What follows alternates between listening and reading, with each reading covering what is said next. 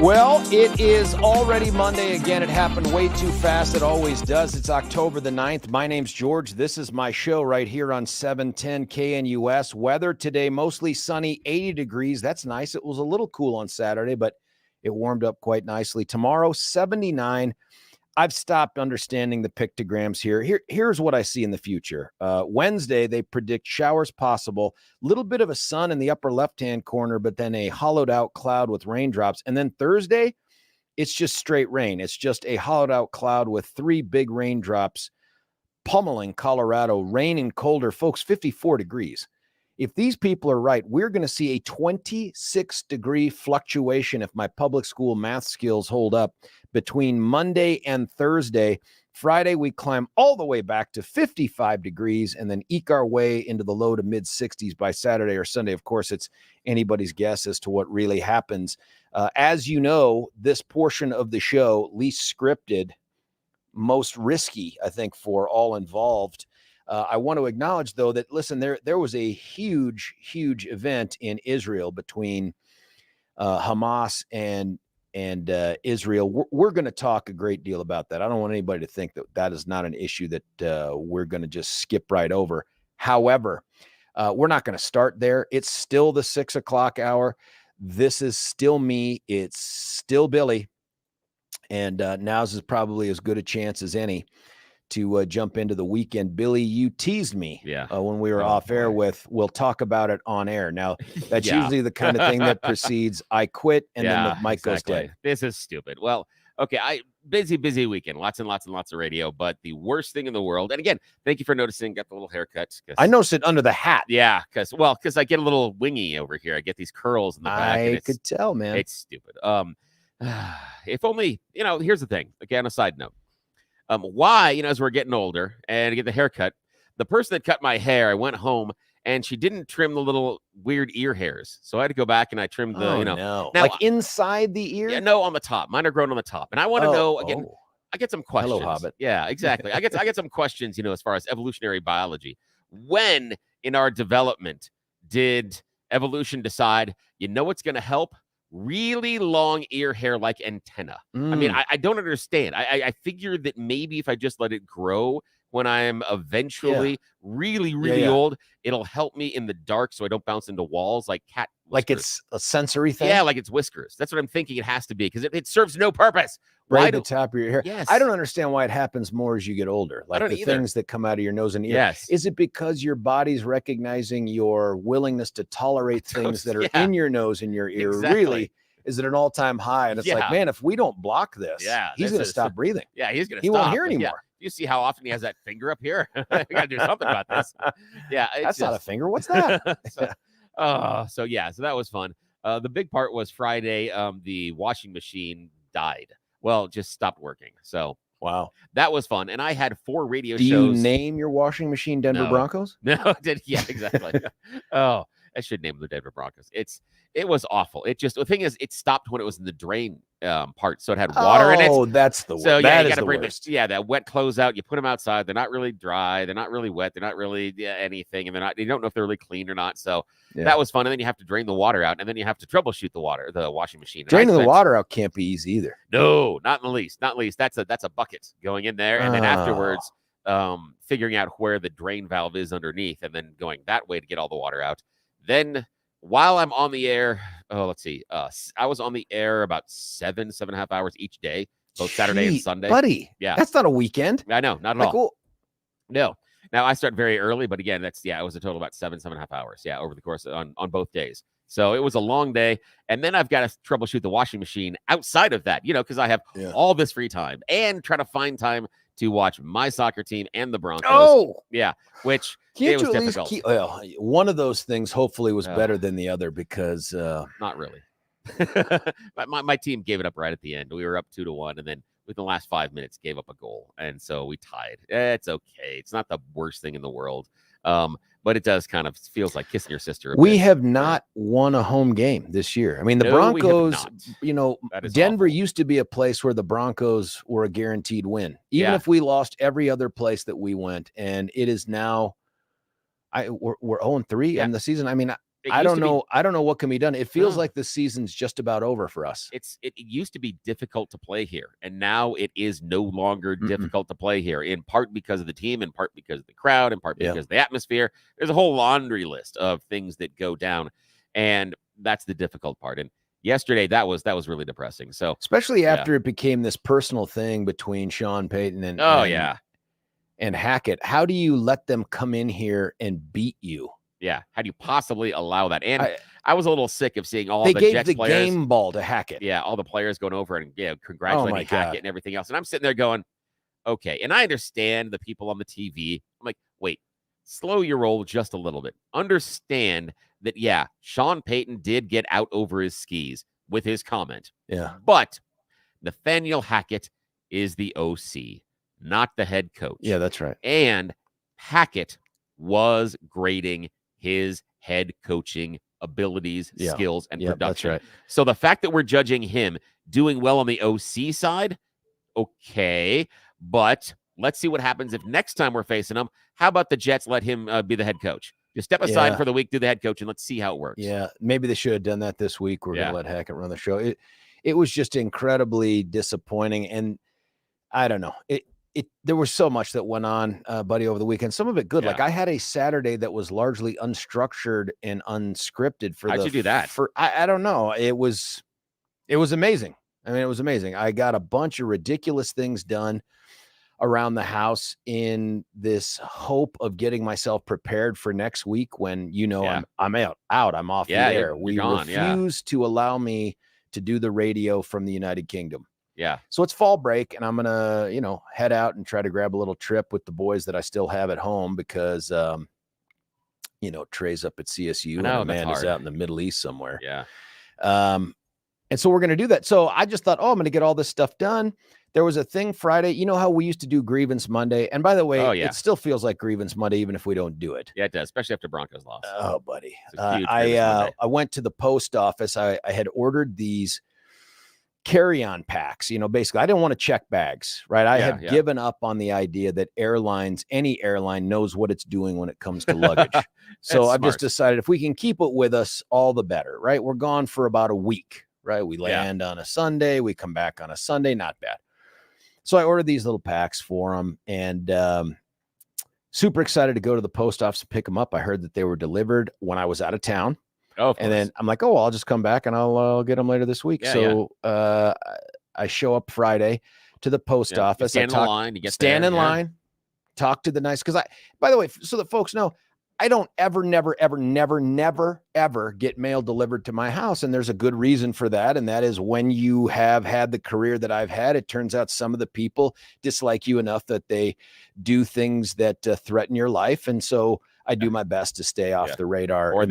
Or they will squat in the bushes and leave you a brownie. That's the neighbors. That's different. That's very different. They know where I live. They're right next door. Right there. And so I get a lot of stuff delivered to the post office and all this stuff. So anyway, I show up there and the nice lady behind the counter is like, "Oh, you didn't get a little note in your box that says that I got no, but the website says." And so she goes back and comes back with this giant lump of human waste named Brian. Oh, okay. Who shows up. Oh, I've got the full name. I'm just debating whether to drop the whole thing. And Brian comes around from behind back dressed in his sweaty t-shirt finest. He's the guy apparently in charge of all the packages that come in. Yeah, he's making sure they're all safe. And he makes sure that when they say fragile on them, that he stomps on them. He shows up and he's holding the contract that we signed for the P.O. box. And he says right away, he's just like, "Listen, those packages came and they were addressed to unit blank, whatever the number is." And I'm like, "Okay." And he's like, "That is specifically prohibited in the words on this thing. You may put post office box, you may put number." I mean, he's talking to me like this. And I go, hey, hang on, man. I go, "That's not a me thing. That's when I just try to type that into the address thing for this particular company. It says no. It gives me a drop-down menu. That ain't one of them." I clicked on the one that was the least offensive. It's not a suite. It's not an apartment. I'm like, unit, I guess. And he's like, "Well, you can't do that." He goes, "What don't you this is a post office worker. What don't you understand about that?" And I'm like, "Buddy, this is not me trying to beat the system here." And he goes, "We have a bunch of people that try to list this as like a business address, and people will come in off the street and say, 'Where is this business?' And we'll say, 'That's not a business. That's a P.O. I'm like, I hold up the thing. I go, "This is addressed to me as an individual, just me, George B. right here. That's me. That's me." And I said, "Well, where are they?" Yeah, it doesn't say George Brauchler's House of Wax or nothing. No. After getting the notice that says it was received and all this other stuff, he goes, "I sent it back." What? And I scrunch up my face. I go, "Wait, what?" I go, "Yeah." I go, "First off, had I not just come in off the street today, would anyone have ever told me that?" And he's like, "I imagine you would have heard from the company at some point." And I'm like, "Buddy, listen, I go, I understand this whole officiousness and the paper and all that stuff." I said, "This was a time-sensitive thing." As those words are coming out of my mouth, he says, "I don't care." Ooh. And so the woman next to him, the nice customer service lady working up front, no more eye contact. She is looking down at anything except us. And now we get to see customer service George. That's how it's been described. Customer service George is not a good person. No, because I'll tell you, customer service Billy was about to jump in there too. Oh, so I'm right. You and me, man. I'm right there. Customer service George is all of the aggression wrapped up in all the big words that I know. Yeah. Plus a little elevated voice. Oh, nice. People are standing around. Now good. Everybody's looking over. And I'm like, "You don't care. You don't care." He goes, "I'm not paid to care. I'm in charge of that." I said, "Hang on, man. I'm a taxpayer. This is a government." He goes, "The government doesn't pay for this. Taxpayers don't pay for this. It's paid for by postage." And I said, "Unlikely that it would be a line item budget thing for Congress if that were true. However, I also pay for postage." Exactly. And he goes, "Well, FedEx is came from FedEx. FedEx doesn't pay us anything." And I said, "Buddy, listen to me." I said, "I understand that I ran afoul of your technical rules and you had to be super Mr. Detailed guy." I said, "This cannot be how any arm of the government works when it comes to dealing with someone from the public." I mean, I'm getting animated here. I'm getting elevated. And whatever I'm doing isn't enough for anybody to want to intervene or say, "Hey, that's too much." Instead, this guy is a total jerkweed. Oh, good. And so it ends with me saying, "I don't know what to do from here. I want your supervisor." And he goes, "It's not going to make any difference." I said, "Well, let's find out." Yeah, exactly. And he says, he turns to the nice lady and he says, "Get me, what's the number for the supervisor?" And I get this number, which turns out to be utter BS. It's a number you call and it's like, press this for this, press this for this. 6 times I called. Never once does it go to a voicemail or anything. It just says, "We're sorry. Nobody can help you right now. Please call back when we're not here." And they give me a name. And I said, "What's your name?" And he goes, "It's Brian." And I go, "Brian, I'm going to need your full name because it looks like a Brian signed for this." He goes, "That wasn't me. That was that Brian." I go, "Then I'm going to need your last name too." He gives me his last name. And I said, "And I need the last name of the supervisors." And I get those things. And this guy's like, "It's not going to change anything. It's not going to change anything. You violated the rules of the thing." And I said, I understand, man." I said, "You are a wonderful public servant. Do you know that?" Yeah, exactly. And he said, "Well, you're a great American." And I said, "I really don't have any doubts about that." Yeah, exactly. And then I walked out thinking to myself, I've never before had a customer service engagement like, and I'm talking about United just made me hate United, right? Yeah. I've never had an engagement where I walked out thinking, I want him to be unemployed. Like Yeah. So, you cannot get a human being at the post office. Not a single human being will ever answer the phone. So then you go online and I got this little thing where you can send in your thing there. We really care about how you feel, which is utter garbage. I imagine it's going to Chat GPT to come up with a response. And it had a 4,500 word limit. Oh. And Mr. Hunt and Pecker typer guy, who's not very fast at this, almost got there. Excellent. With a heck of a treatise. Yeah, and I'm sure that at least 1,000 of them were the F word. No profanity, because that's darn. when you lose enough credibility that they don't follow up on it. This was very, very measured, but pretty terse in terms of the thing. And my hope is, and my guess is with the federal government, you could go postal at the post office and still maintain your job because it's the federal government and nobody cares anymore. But somebody's going to read that and come to the conclusion that, and I gave them 3 options. I said, 1, Brian needs some sort of retraining on how to deal with other human beings. My guess is his coworkers have seen this side of him daily. Oh, right? Good. Number 2 is keep Brian from interacting with people. The third one is fire Brian, right? There's a whole bunch of options for Brian, but it's bordering top 3 worst customer service experiences of my life. Jeez. I'll tell you, one of my favorite things to do when you get to that point where the person that is supposed to be doing the customer service starts really getting angry and animated with you. My favorite point at that juncture is to ask, I'm curious. Yeah. Where in your training in the manual is this behavior? Where is this? Have you seen this? Is this in some sort of a video? Is this where is this? And then and I also want to know this. I go, if your mother walked through that door, would it be okay for someone in this location to talk to her and treat her this way? Is this how you would want someone your your mother father. treated? In this establishment, is this what you want? And the third one would be, when you have new employees, and I will actually turn to other employees and go, when you're trained, is this what they tell you to do? Did they tell you to do this? Is this it? Yeah. I will make a scene. I will make a giant scene. Yeah, that's one of the reasons I can't go back to Little Caesars. I don't know, man. It was one of those things where, and now I feel like what a waste of time. I dialed 6 times, like I said, on the way back home, never got a human being. Now I'm like, I have to now drive down to this place to try to have a conversation with the supervisor because I don't want to let this one go. I want this guy to be reassigned to the cellar of whatever that post office is somewhere near Wainwright, Alaska. Yeah. You know what I mean? It's like, you should never deal with people ever again. My guess is this wasn't a switch that got flipped for just George. This strikes me as a guy who lives his life being the officious bully. He's a bigger guy, heavy set. I imagine he literally throws his weight around back there. And all of these people just try not to make eye contact with him out of fear that he may eat them. Oh, yeah. He's the one that's going to be going, that was 17 minutes, June. Your break is 15. Don't make me write you up. That's right. He is that guy. And it's just like, I got to imagine that morale increases by at least 10%, maybe more. Maybe I'm underestimating it. If that guy figures out a way to go to a soup kitchen for the next couple of years, maybe to help, maybe to eat, I don't know. And I feel very unchristian thinking those thoughts, but they're there, man. I'm just having my cathartic moment of vomiting them up. Absolutely. And on the other side, I did find out our washing machine on a totally different tangent. Washing machine not working at home, etc. Took me until yesterday afternoon. Figured out it is the drain pump. Drain pump's not working. Can Billy's pretty handy? Can Billy replace the drain? I've already ordered the factory, the OEM part, and it should be here Thursday. See, this is a big. See, you didn't even call someone up to say, "Come do this."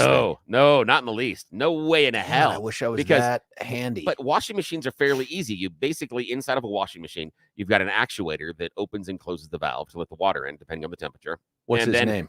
It's actually a little small thing that's about as big around as a wristwatch. Then there is the motor drive underneath, and then there's a pulley system and a flywheel that runs the agitator and the spin cycle, and then you've got a pump that pumps the water out when it's done, the drain pump. And that's basically it. Although I did have to drain. You don't need to be an electrician to make this thing happen correctly or anything like that.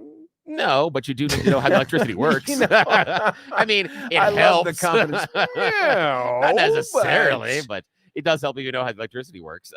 It did, however, require 2 different partial fills of the bin, the drum, in order to test the drain. So I did have to scoop out the water 3 times over the weekend out of that drum, and then have to pull the thing in the bottom, and water gets everywhere, and it's a mess. Dang. But I think this is it. I'm about 85 to 90% confident it is the drain pump, because that what wasn't happens activating. though if you spend the time, you order the part, you pay for the part, you install the part, you plug it back in, and that's not it? Then there's going to be a lot of yelling. Yeah. A real lot of customer yelling. service Billy shows up. Yeah, just it's going to be for awful. the washer. Yeah. Then I'm going to have to go back to, and I've got the page saved. I'm going to have to go back in because I had to find, there's no display window on our washing machine, and it's just a series of lights. And how there's a self-diagnostic, but how these lights light up give you the code, but they don't give you the secret code manual. Have to find that damn thing online. Yes, they hide it from you, so you have to hire a service guy. The service guy knows what the lighty things mean. No. So that was about 45 minutes of finding that damn thing online. Oh, man. I found the secret code. Now I know what the code light means. So that, I think this is going to do it. So we're going to have to see it. So Friday morning, I'll let you know, because it'll be Thursday afternoon. I'll be underneath the washing machine. So to speak. Yeah, exactly. Yeah. I did tell my wife, though, I go, if you hear me screaming all of a sudden, it probably means it fell on me. So you probably need to hurry downstairs. She goes, okay, I'll try to listen. I'm like, I appreciate the word try to listen. Yeah. Again, that's what we do all the time. Meanwhile, is everything paid up on the insurance? Yeah, exactly. She's upstairs at the computer going, I've just increased the insurance. I like the idea of you seeing her ankles underneath the thing and her saying, which one of these things holds it up? Yeah, which one? Goes, I just smash. Yeah, so that was a fun one. Well, buddy, good long weekend for you. I finished up yesterday watching through my phone and watching the game while I could.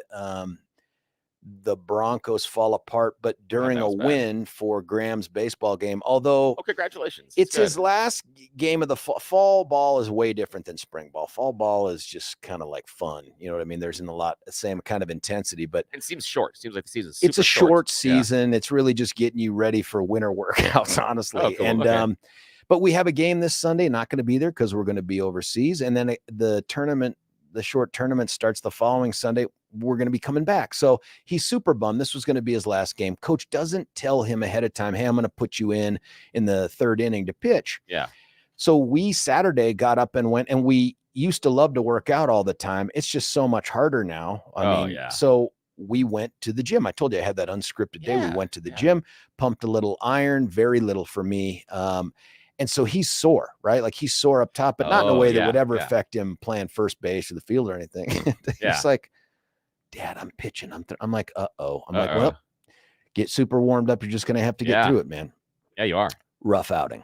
Oh, no. Rough outing for Graham. And because he's not one of their top 3 starting pitchers, he gets fewer reps as it is, and it just bummed him out. It was a big character building ride home, because I could just see in his face that he was just like, the coaches don't put me in all the time. And so when they do, and I don't perform well, it makes them think maybe not to. I'm like, I know, son, I get it. I said, we just need to figure out a way to keep getting better. And then at some point you're going to get an opportunity again, and you'll show them what you got. I said, do you feel like you gave him your best stuff today? And he's like, no. I said, well, that's what we got to go for, man. We got to get the best stuff out of you, and whatever that takes, and we'll just keep moving forward. And, for these guys, at least for that moment in time, it's their whole world, right? Like, this is it. Now, does he want to be a pitcher? Is that the position that he really likes, or what is his glamour position? If he had to choose, where does he want to be on the field? He is based on years of repetition and work and trying to refine that. He is a first baseman for sure, and a very good first baseman.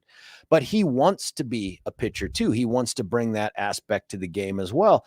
And he can throw hard, not as hard as some of the other guys there, but based on his size, I think it's more of a mechanical thing than anything. And so, he's just got to find consistency. When he's on, he's great, but that's not all the time. I know there's a lot of pitchers like that, but he is a first baseman first and foremost. And, he's proud to be the 4-hole hitter and all that stuff. So I don't know. We're getting close to that time where it's, you start specializing.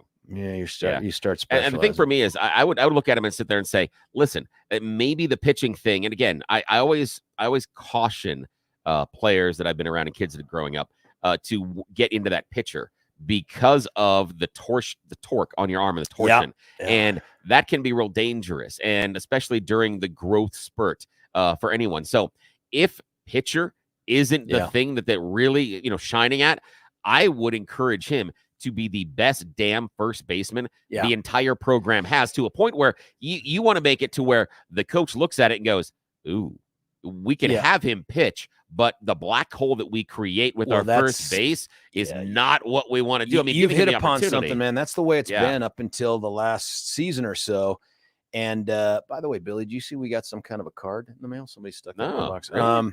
That's nice. I think it says death to George and Billy. I'm not really sure. So.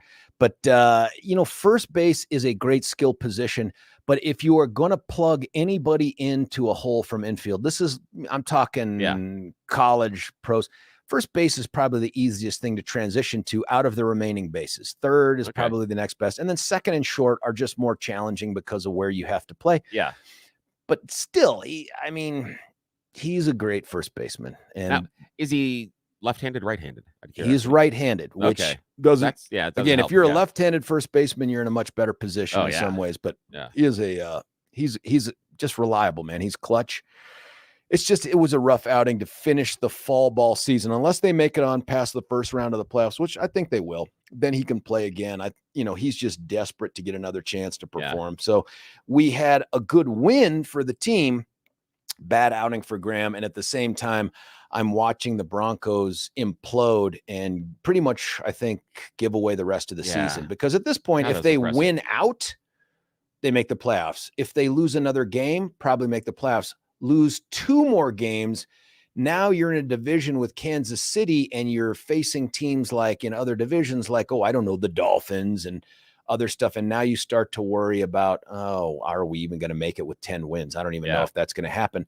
And then we watched the great game last night. If you're a Niners fan, that was good. Holy whooping did they put on the Cowboys. Wow. Yeah. And Christian McCaffrey, I'll root for the Niners against just about anybody, just because Christian McCaffrey, man, kid went to school at Valor just down the road here. I mean, and the Shanahan connection. So Shanahan connection, I'm it happy almost for feels them to like do well. It almost feels like you're intentionally. John Lynch is the GM. Exactly. I mean, there's a lot of connections. There are a lot of reasons there. And the McCaffrey kid is tough as nails, man. That dude is fast. He's aggressive. He'll catch over the middle. He'll run right into your face. I mean, I just love that kind of smash mouth football. And this dude just sells out all the time. Oh yeah, he does. And that fumble was weird where he fell on top of the other guy. Because he didn't touch the ground. Exactly. It was so weird. You're like, oh my God, it's just crazy. Like if he had rolled over the dude's back, could he have gotten up and kept running? But somehow he ended up losing the ball. Yeah, but that's unfortunate. 14 straight games with a touchdown is ridiculous. Oh, that's just crazy. And that Purdy guy, I don't know what's going on there, but he is emotionless other than at the end when when they win. But that dude is just calm, cool, and collected, man. And I find it interesting. And this is what, compare and contrast what has happened here with the Broncos post Manning is if you look at the 49ers, they thought they had their guy and then, no, we got to move. And I forgot who it was. And they moved Garoppolo in and then and then we've got Trey Lance. And then they happen upon Purdy and they're like, they just jettisoned everybody. They're like, okay, jump, get out. And guess where Trey Lance was last night? Yeah. On the Cowboys side. Yeah, the Cowboys side. Watching. On the other side. Yeah, watching it. Yeah. And the part for me was, look at how many times we hung out with, a Kyle Orton, with Brock, Manning, with, Osweiler, geez. So, I mean, just people that we knew, even after a season, weren't going to be it. Oh, Simeon. And Simeon, for me, was a heart for me. That's kid that you want to succeed because everything against him says he shouldn't succeed. Yeah. So you wanted him to succeed, but you could see on the field that at best he was going to be a B- quarterback. At best, on his best day, that's what he could give you. Now that can be good enough on some days, but he never was going to get above that. And it's unfortunate. It's it's just like I was never going to play in the NBA because I'm a short white guy. Yeah. That's what's going to happen. There's still time on the clock, man. And then, of course, I've got a shot. Now we've got Russell Wilson, who I'm not sure, other than that last play, which was kind of garbage, I don't know how much of this you can blame on Russell Wilson. I mean, it seems like he showed up to camp ready to play. He was a lean, mean fighting machine. He had great numbers. Someone had put up last week. He's got the same numbers as Mahomes at the time, or similar numbers. we're not winning. Whatever Sean Payton's doing, it ain't working. And part of it for me is his protection is very spotty, and that's a problem as well. And I do think that if he felt more comfortable in that pocket, he'd stay there a little bit more. And the other part is, as he's getting older, he's lost about a half a step as far as quickness. And that, for me, is where you saw the fumble at the end of the game. Is couldn't get away. If he's a half a step or a step quicker, if he was 10 years younger, he probably can avoid that hand coming down because he would be a half a step or a step further. But he's not anymore, and that hurts. Do you know, it feels like we continue to try to redo the Manning magic, right? Oh, we had Joe Flacco. We thought, oh, new birth here. We're going to get Joe Flacco. Jets tried it with Rodgers. And I guess that chapter's still unwritten because the guy went out after 4 plays. But everybody's trying to find that Manning story or that Brady story. There's still life. There's still tread on that tire. Maybe not here. Yeah. On the side note, though, how nice was it to see the New England Patriots get pounded again? All the time, buddy. All the time. Fantastic. That was wonderful. In the debate about was it Brady or Belichick, it seems like that thing's been answered. Yes, it feels like it was probably Brady. Yeah, it does. And I think that's very, very interesting because of how much praise and everything was heaped onto Belichick, and now he's got 30+ losses in a row. And they ask him, what's he going to do? And his answer is, well, we're going to have to, we're going to start over. And they're like, what does that mean? He's what does like, that mean? Well, pretty much start over. Yep. And think about the fact that they drafted Mac Jones. And again, I believe they thought they were redoing the Brady thing. I think they thought, we found this young guy. It's just like Jordan Love up in Green Bay. Same thing. Yeah. I don't know, man. It's just disappointing because it makes watching the other games less exciting in some way. Like it doesn't matter because our season is just about over. I can't. I mean, listen, the good news is we kind of have a week off with Kansas City coming to town. Yeah. I mean, this is we do, and it's Thursday night. Who do you field? Who do you play? What's the game plan there? Yeah. What do you possibly do? We've lost to Kansas City every game for the past 30 years. No, it's not that, but you know what I mean? Ever since Manning left, stomping us. We even lost with Manning to Kansas City. Times, In fact, that horrible death of that state trooper down here off of I-25, that was right after the Broncos Kansas City game. And I can't remember if Manning got hurt or whoever the quarterback was there got hurt. I don't know if it was Mahomes, but we even lost that game late in the game. And so I don't know, man. I don't know what the answer is, but here's what I do know. We're at 6:37. Oh, yeah. And I want to get time to do the good stuff, which is the Thorpe Report. Cut away for a break, do the You Choose the News, and then we're going to come back and we're going to jump headlong into the news. Over the weekend, there's some huge stuff that took place, not here in the United States, but that will impact us. We're going to talk about it. Stick around. George Brauchler at 710 KNUS.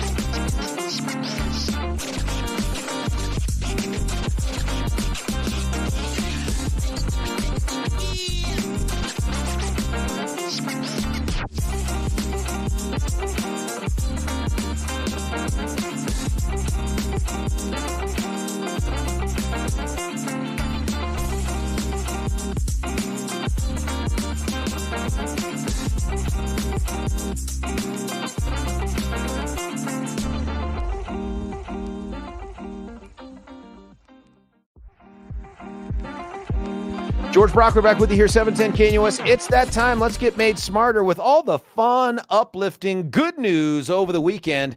It's Billy Thorpe. Oh, yes. It's all good news. We all have more hair. We lost weight and we look gorgeous. Happy Monday. Back to you, sir. No. Yeah, exactly. Mostly sunny highs today around 80 degrees, 79 tomorrow, warm and dry, 47 overnight tonight. Showers are possible coming in on Wednesday and Thursday, then clearing on Friday. We drop down into the mid-50s by Thursday and Friday after being in the low 70s on Wednesday. Back up in the 60s over the weekend. At least that's what the weather voodoo says right now.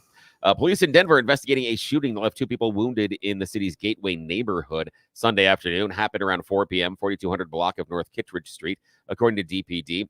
2 victims located, transported to the hospital, unknown extent of injuries, no arrests announced or suspect information at this point.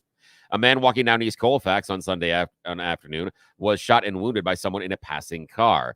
Appears the victim, who's expected to recover, does not know the suspect. Shooting happened in the 9600 block of East Colfax Avenue. Victim walking down the street, car pulls up and just bang. That's it. Yeah, because I guess that's what we're doing now. I know. Just now, yeah, perusing just randomly. Just the Gazette and the Post, man. It was just like a bunch of dead bodies from one source or another. Is that what you have in the report? Yeah. Here's the next one. I've got police in Aurora investigating an apparent road rage shooting that wounded 2 people Sunday morning. Shooting happened near East Mississippi Avenue in Chambers, according to the Aurora Police Department. 2 victims were transported to the hospital by a third party. That's when the police were notified of the situation. Victims are expected to survive. Also, police in Westminster now conducting a suspicious death investigation. A woman's body was found by her roommate on Saturday. Roommate made the discovery around 1 in the afternoon inside the residence at 8480 Sheridan Boulevard. Police said evidence found at the scene has led them to investigate the unidentified victim's death as suspicious. No other details have been released. They have not released the identity either. And yet again, police in Denver investigating a shooting left 2 people wounded in the city's Cole neighborhood Saturday night. Happened sometime before 11 p.m., 3600 block of North Franklin Street. According to the Denver Police Department, 2 victims located and transported to the hospital with the unknown extent of injuries. So we're going to count this up here. We've got 1, 2, 3, 4, 5, 6. 6 stories of shootings over the weekend here in our lovely city. And not just the shootings, but the other people getting like hit by cars and being killed by cars. I mean, it's like raining dead bodies in the Denver metro area. This is just ridiculous. Our city is also headed toward a record number of evictions this year. Tenants are struggling to keep up with soaring rent. Some Denver City Council members and community leaders are now calling on Mayor Mike Johnston to increase funding in his budget for emergency rental assistance. Denver leaders are still in the middle of putting together next year's city budget. Oddly enough, I talked to someone that rents in our neighborhood, and wow, holy crap. So I understand when people are talking about renting and prices and things like that. Oh, are you thinking about renting your house? Because it'll eclipse the mortgage. Yeah, I know. Oh no, if we rented for it would be more than double what our mortgage would be. I understand the financial incentive. Buddy, get a tent, man. Yeah, come move out here under 225 in Parker. Nobody cares. It seems okay, and I guess we can even pee on the sidewalk. So yeah, you could just walk to work. Yeah, a bear that twice charged 2 boys in a heavily wooded area in Colorado Springs was euthanized last week, according to the Colorado Department of Wildlife. Animals, 2 cubs were trapped and tranquilized in hopes of relocating them, though, as a sow. Without their parent. Yep, exactly. Estimated 150 pounds. I'm sure, again, how we got to save the people from the bear by killing the mom. I have a feeling the mom was there because of the cubs, and oh, well. And finally, the trial of an Aurora police officer accused of wrongdoing the death of Elija McClain is scheduled to begin this week. This is the second one. Even as the case against the other 2 officers expected to go to jury on Tuesday. Nathan Woodyard, first patrol officer to confront McClain as he walked down Aurora Street. That is who is going to be on trial. That's scheduled later this week, but we'll talk about that later. That's all I got. That's it. And the Broncos suck. That's all. Broncos suck, man. Yeah. Let's cut away for a break, come back and do the really good stuff. That is the You Choose the News. Stick around. George Brauchler, 710 KNUS.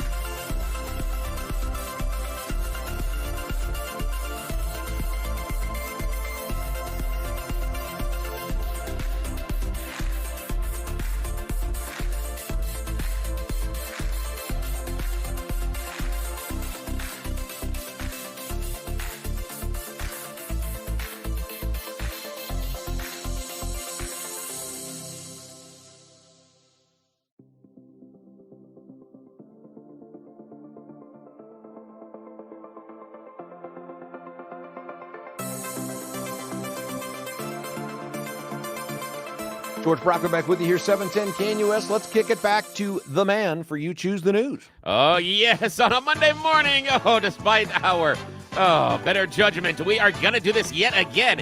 It is time to play You Choose the News. We have scoured the interwebs over the weekend to find really stupid stories, giving them even dumber headlines to play this fake radio news game because they're continuing to pay us for it. I don't think they know they're paying us for it, but so please just don't tell them that we're getting paid for this because, yeah, we're embarrassed as you are. Okay, alrighty, sir. Here are your headlines this morning. Headline of the week. Headline number 2, Hide and Go Seek, Murder Edition. Headline number 3, Parts of Me Are Over 100 Years Old. And headline number 4, It's a Plane, Everybody Panic. Alrighty, your headlines yet again are headline number 1, Headline of the Week. Headline number 2, Hide and Go Seek, Murder Edition. Headline number 3, Parts of Me Are Over 100 Years Old. And headline number 4, It's a Plane, Everybody Panic. Your choice, sir. It's a plane, panic! Yes, everybody panic! In fact, that is actually what Russian fighters recently have been doing as they are battling those in Ukraine.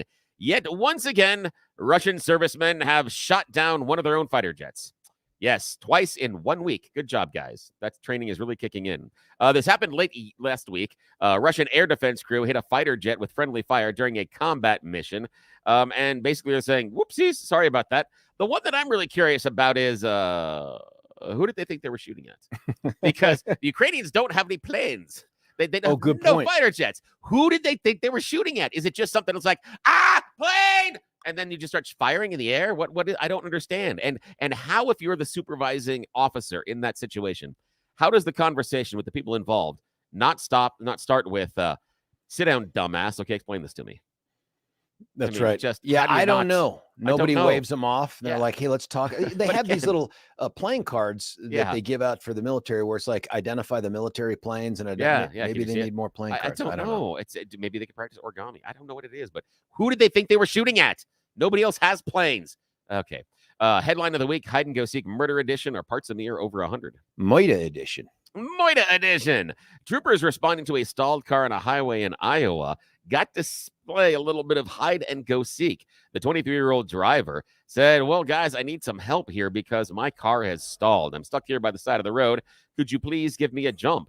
And they said, well, yes, but maybe we could look in your car too. And he goes, well, I guess so. And so that's when they found the dead body. Yes, in the passenger seat, underneath a number of clothing, along with a gun in the car, a 9mm, they found a dead body and the murder weapon. When the troopers were asking the young 23-year-old about what happened, he said, well, I don't know the guy very well, but we got into it. So, yeah, now he's been booked on $50,000 bail and is in jail for a while. So he's going to be facing murder. Figures. Yeah, I know. So, yeah. So I'm just thinking, if you're going to do the murder thing, maybe you need to make sure we have 1 minute. Let's do it. Maybe make sure your getaway car works. Okay. Headline of the week, or Parts of Me Are Over 100. Parts of me are over 100. Yeah, just parts of me, not the entire thing. That's what a woman in Quebec is saying right now. She is thriving. Even though she's 39 years old, her liver is more than 100 years old. How does that possibly happen? Well, when she was 19 years old, she got sick, and they realized she was suffering from an acute liver disease. She found a donor, an 88-year-old man. Now, fast forward, that 19-year-old is now 39. It means her liver is 108 years old. That's a great liver. I know, 108 years old. Now, the thing is, liver is one of the organs in our body that does regenerate. So the scientists are actually looking at it going, we actually don't know how long this thing can go on. We think the liver can go for a number of other years. They're just going to kind of watch and monitor and see how it goes with her because she's somewhat of her own little science experiment on this one. But yeah, she's got a 108-year-old liver right now and doing just fine. Yeah, she says it really likes tequila. Sorry, I had to have that one. That's it. I'm out of here. Folks, that wraps up all of the good fun stuff for the 6 o'clock hour. We're going to get into it. There was a big attack that took place in Israel over the weekend. We're going to talk about it. I want to get your thoughts on it as well. Stick around. It's George Brauchler on The George Show. You're listening to 710 KNUS.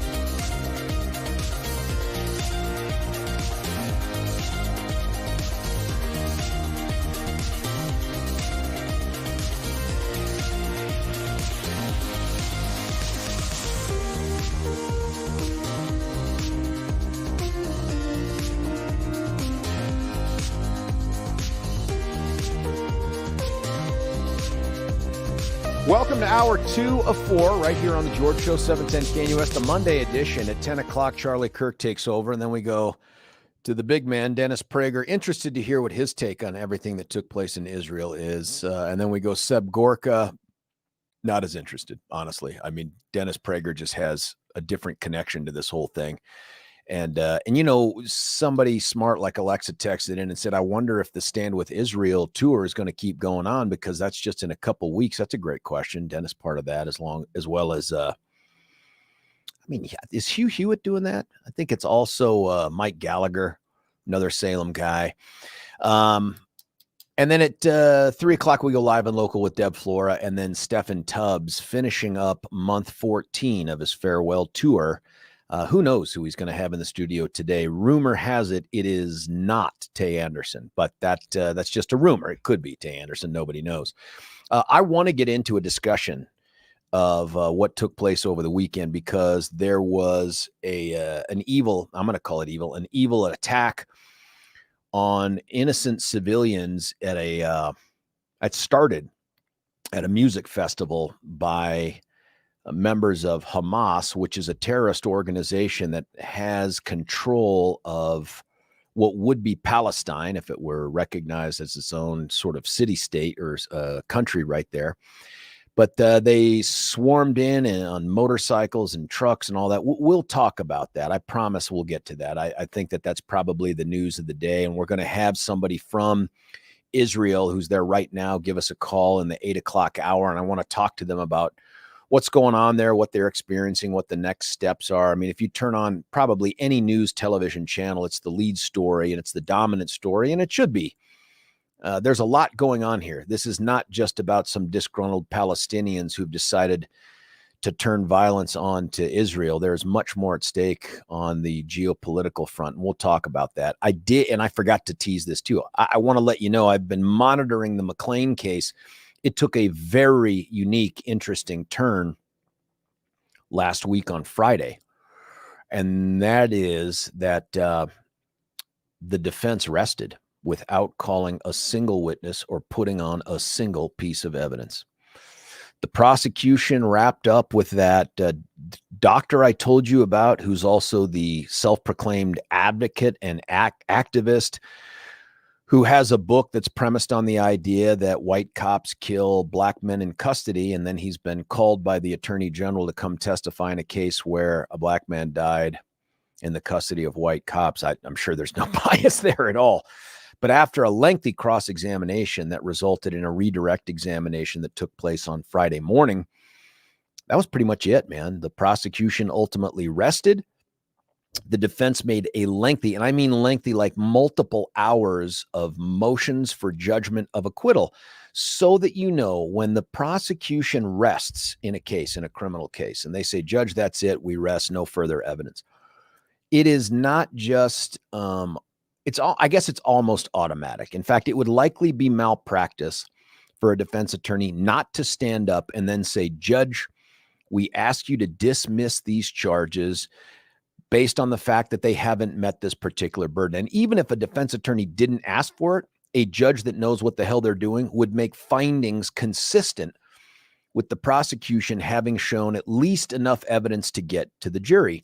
It's a very low bar, because it is when a defense attorney stands up and says, Judge, the evidence isn't enough to match this charge or whatever, the judge has to view the evidence in the light most favorable to the non-moving party. That's a lot of legal mumbo jumbo. That's just basically, they've got to judge the evidence in the light most favorable to the prosecution. So it's a very low bar, a relatively easy one for the prosecution to overcome, but that doesn't mean it doesn't get granted. I'll give you an example. Let's say the location matters where the crime occurs, or venue. Let's say venue. Venue is that you're properly positioned in the right court because the crime occurred within that jurisdiction, that county or that district. And let's say the prosecution fails to put on any evidence that the address or the location where this crime occurred took place in, I'm making this up, Arapahoe County.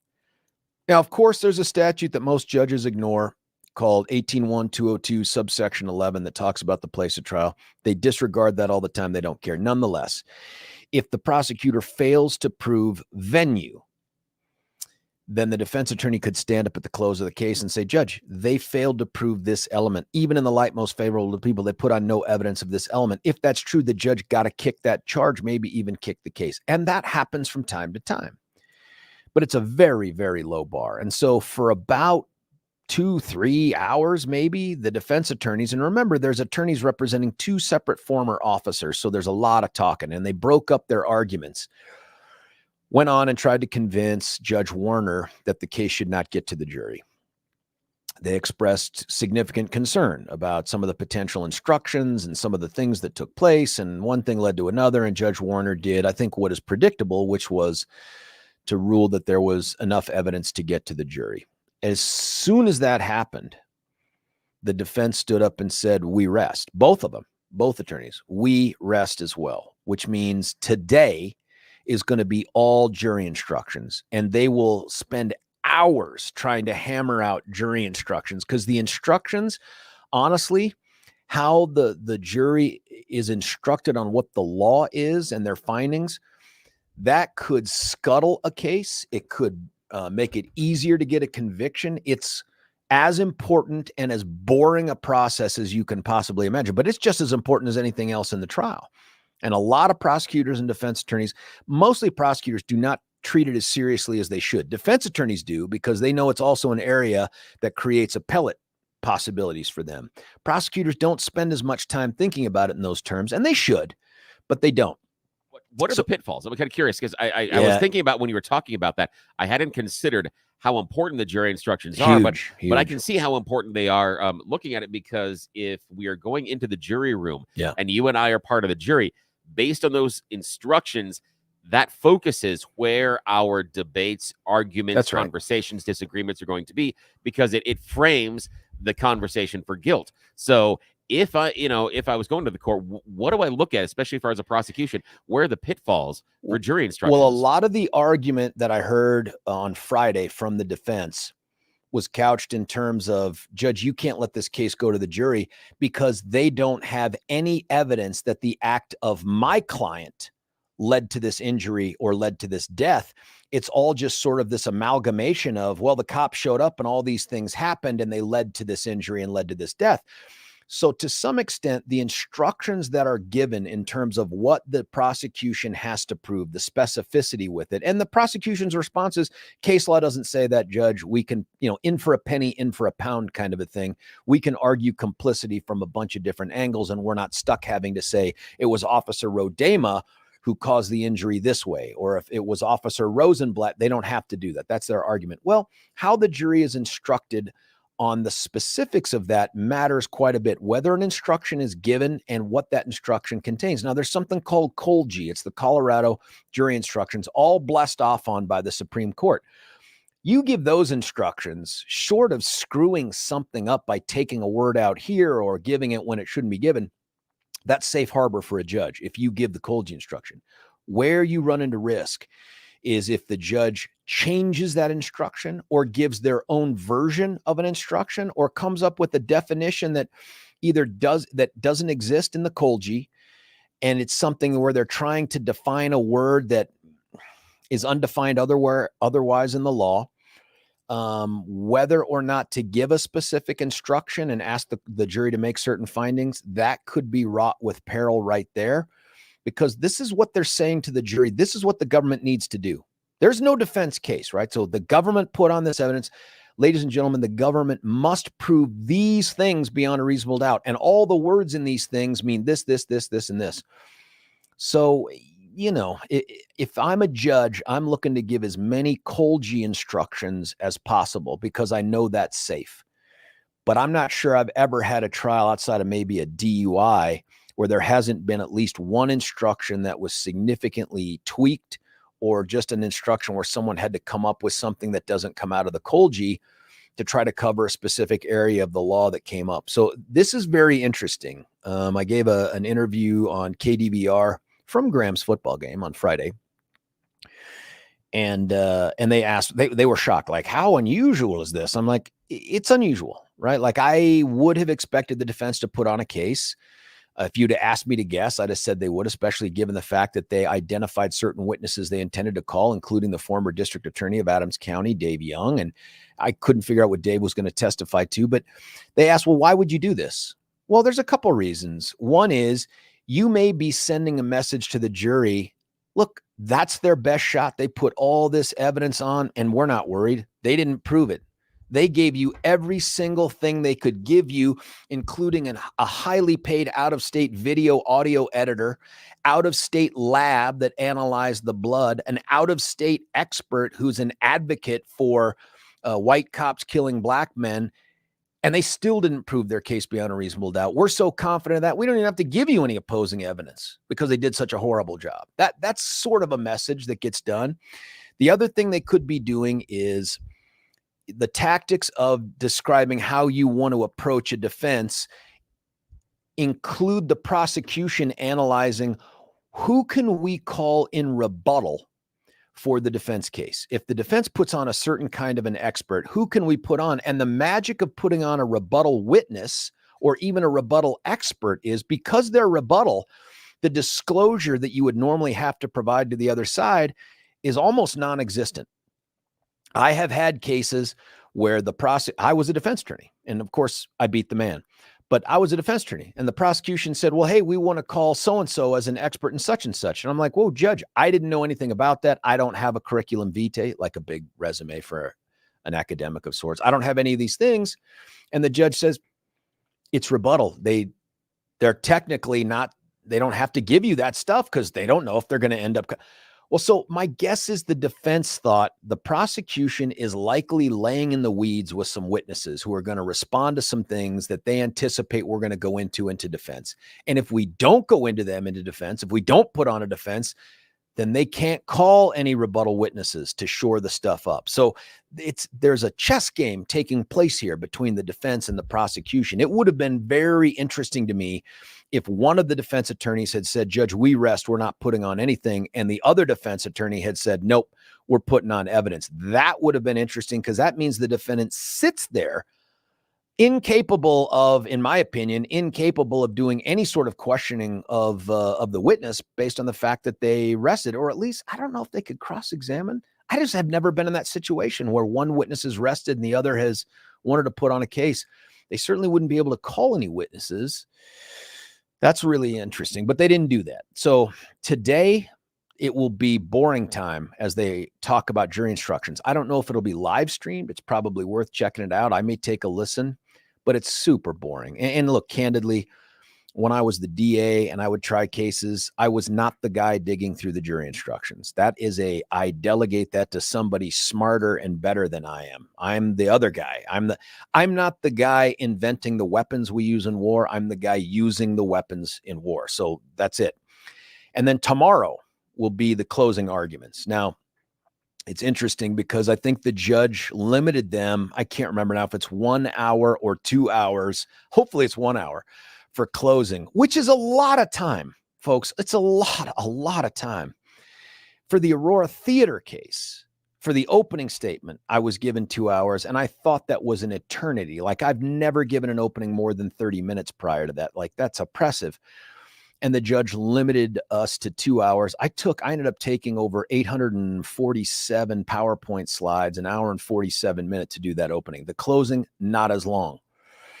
Here's the deal. The guy who's representing the attorney general, the only one actually from the attorney general's office, the 7-year white collar guy, this guy has a bit of a reputation as being super long-winded in closing. In fact, the story is, and I think I was DA when this happened, the attorney general's office took a case without my knowledge, by the way. They just grab up cases that they think fit under their jurisdiction. If they can call it fraud in some way, some sort of insurance fraud, then they don't need my permission to come into my courts and take up my jury and judge time, which pisses me off.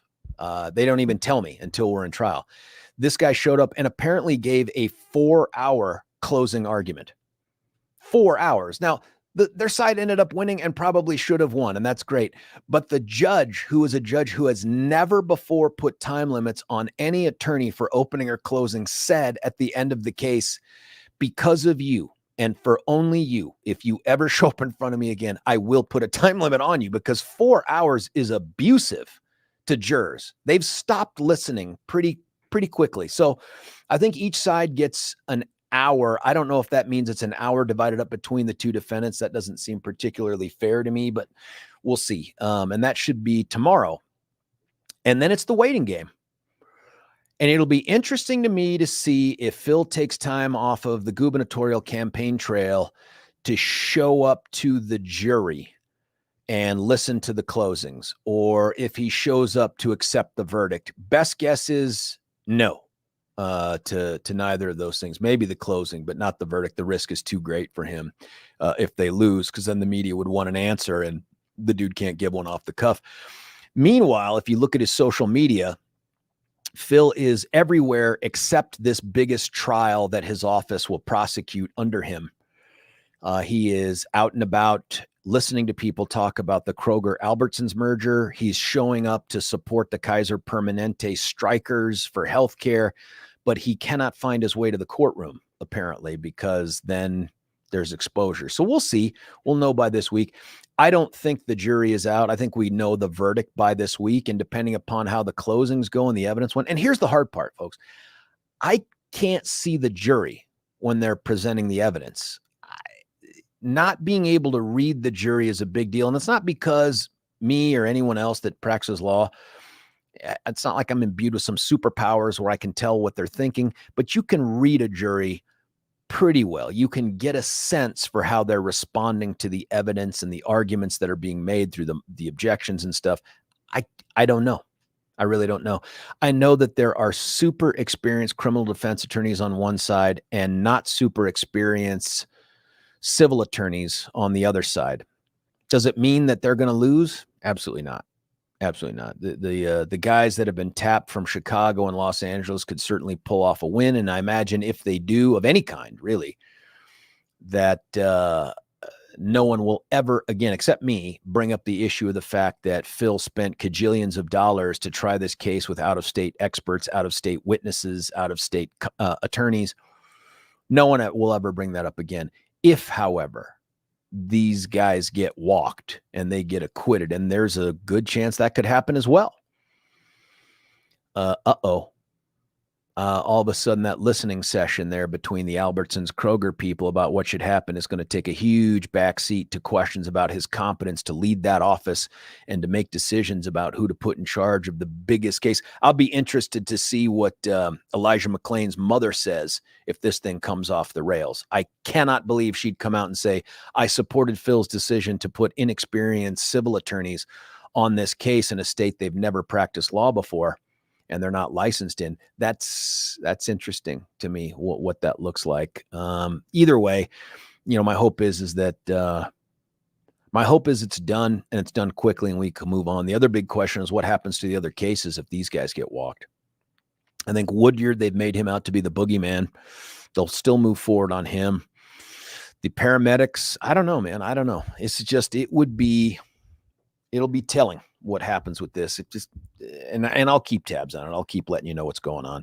That is my McClain trial update. You just won't get that kind of analysis anywhere else because it takes more than 60 to 120 seconds to tell that story. But that's what's going on. Jury instructions today, closings tomorrow, verdict before the end of the week is my best guess. They could come back, by the way, with a hung jury. That would be interesting too. Do you retry this thing if it comes back hung? And nobody announces what the vote is. It's not like the judge says it was 11-1 to convict or acquit. They don't ever say that. You have to get that from a juror. And whether or not that gets revealed to the public, I don't know. But I always assess that. If we got a hung jury and it was, 11-1 to convict, we're going again. We're going to do it again. We just made a mistake in jury selection. If it was 6-6, 8-4, something like that, one way or the other, now I'm reassessing the case because I'm like, dang, we got that many people with questions in their mind about these charges. It's either the case we put together or something else, and we'll go from there. Anyway, look, let's cut away for a break, come back. I want to jump into the Israel thing. It's a big deal. It's not going away anytime soon. It's going to be a conversation piece moving forward, and whether it should be political or not, it is going to be political. It's already started in that way. Stick around. It's George Brauchler on The George Show, 710 KNUS. Why should you buy your next vehicle at Castle Rock Chrysler, Dodge, Jeep, and Ram? We make car shopping easy. We have a huge inventory of new and pre-owned vehicles. We can even custom order. We make it easy. Easy financing, friendly staff. And when it comes to quality service, our expert technicians keep your vehicle in top shape. Visit us today off of Highway 25 and Plum Creek, or shop online at castlerockcbjr.com. Castle Rock Chrysler, Dodge, Jeep, and Ram. Car shopping made easy.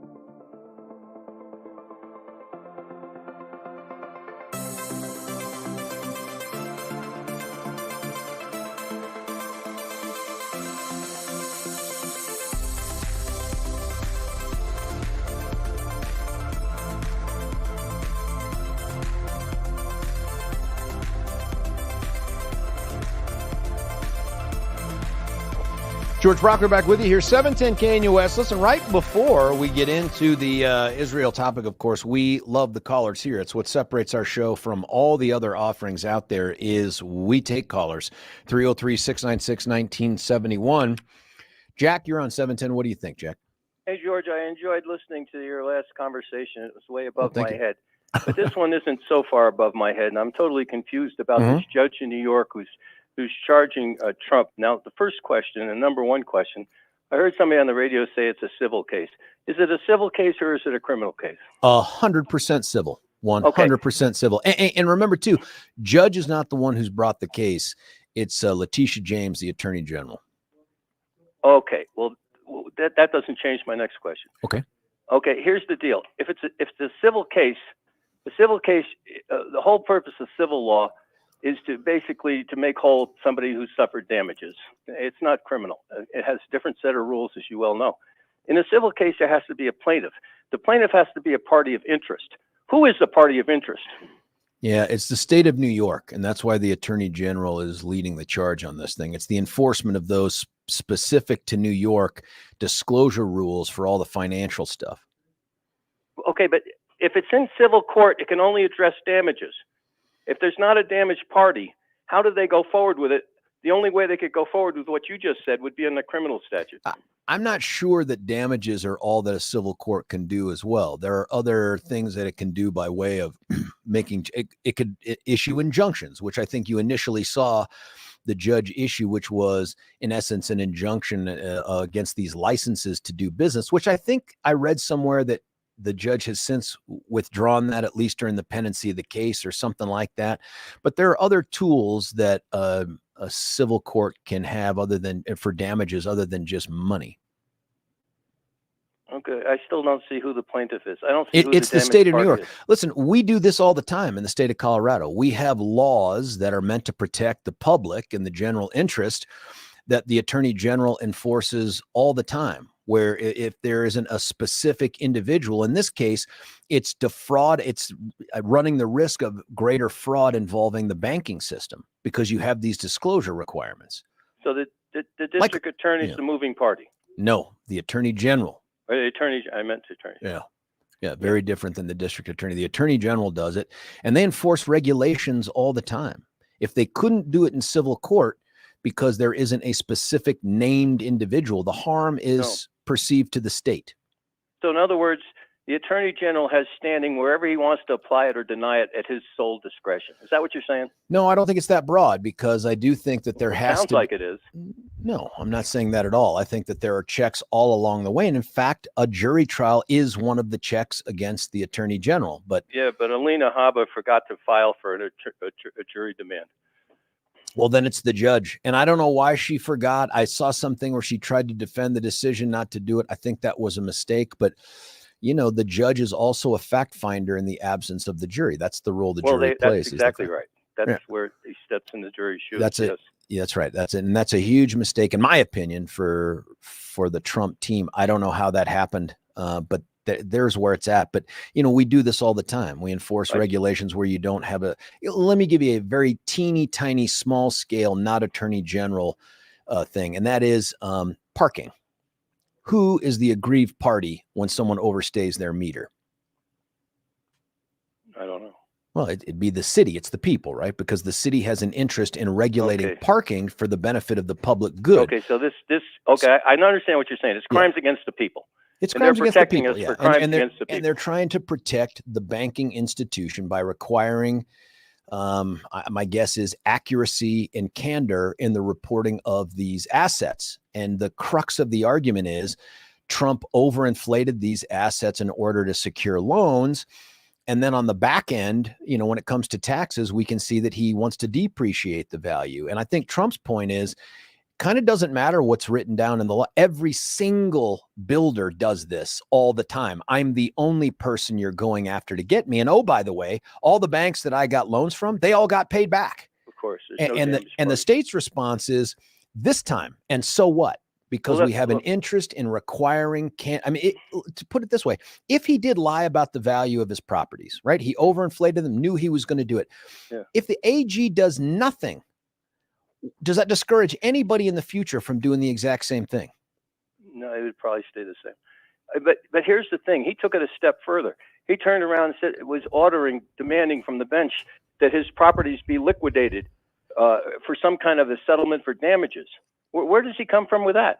I don't think he's done that. And I think the reason, my guess is, without reading more into the articles, I think part of the reason that he is reinstated whatever the licenses are, I really do think it has to come down to a finality of the case before certain things like that take place. But I'm not aware of him saying you have to liquidate any businesses. Did that happen? I heard that. I heard that on the radio, that they were talking. He was talking about the liquidation of the Trump Corporation over this. And he doesn't even have a verdict yet. Yeah, let me look into that, Jack, because I heard about the suspending the licenses, which I also think got reversed, but I have not heard about a judge. What's that, Billy? Sorry, man. Billy was Jack, he does have a verdict. He ruled before they started this process, the procedure, that Trump and Trump Org was guilty of fraud. He ruled that beforehand. On some of the judgment of acquittal stuff, yeah. And so basically just said, no, I find that this is fraudulent. Now we're going through damages type of an idea. And that's what they're doing now. And they're not looking at the liquidation. Now, you're right that some of the reporting on this has been absolutely atrocious. Cool. The judge has ruled that it is likely that, it hasn't ruled. I don't remember the ruling is, but George, the damages are imaginary. They're in his head only. But they're taking his ability to have business licenses. They're looking at dissolving the business licenses, not for him to liquidate the companies, but to dissolve his ability to do business inside of New York. He could go to Illinois, he could go to Montana, he could do business elsewhere, but he would not be able to inside of the city and state of New York. That's what they would do. Yeah. Okay. Yeah, because the reporting has been atrocious. And the judge has walked back that a little bit as well, because there are some questions as to whether or not he has that purview at this point in the trial. The only reason the judge is continuing this case is because he wants to have more time to look at Alina Habba. Is she attractive or something? I think she's adorable. I've never seen her. I have no idea what she looks like. Apparently, not that great on the whole procedural stuff, like how to request a jury. No. All right, George, I took up enough of your time. No, I appreciate the call, Jack. We always take the callers here at 710 KNUS. Listen, something happened over the weekend, something unexpected. That probably speaks to a bunch of other issues too, like intelligence failures by Israel and by us, but it's summed up a little bit in this report right here. For a reason. Oh, not that one. Early Saturday, the Hamas militant group surprised Israel with an unprecedented attack. Hamas sent in scores, if not hundreds of fighters by land, by sea, and even by air. Israeli officials have already confirmed several dozen deaths. Hundreds of people have been wounded, and those numbers are only expected to climb. Israel already has begun striking back. That's something that we've seen many times before. We are hearing of scores of dead on the Gaza side as well. Prime Minister Benjamin Netanyahu, he is vowing to exact a heavy price from Hamas. He is huddling with his security commanders right now, and they are plotting a deeper response. This comes almost 50 years to the day of the 1973 Mideast War. That war was deeply traumatic for the nation. The country suffered heavy losses, and ultimately the government was forced out of office. And once again, you are going to see some discussions and finger pointing over what went wrong. Why was the government caught off guard? Why did they not see this coming? Yeah, that is a very early report. There are now reports of more than 800 Israelis murdered by the Hamas terrorists. Hamas is the organization that is currently in charge of Palestine and the Gaza Strip. They're a militant group. America has called them a terrorist organization. They have really been ruling that Gaza Strip since 2007. They have launched multiple military efforts. Military is probably lowercase m for them. They have attacked Israel multiple times since 2007. This is the largest, most coordinated effort to date. And to say that Israel was caught off guard doesn't do the phrase getting caught off guard justice, because I've done a bunch of reading on this. And there are former intel guys from Israel that have been saying, we didn't have a clue. We weren't tracking anything at all like this, and nothing of this size.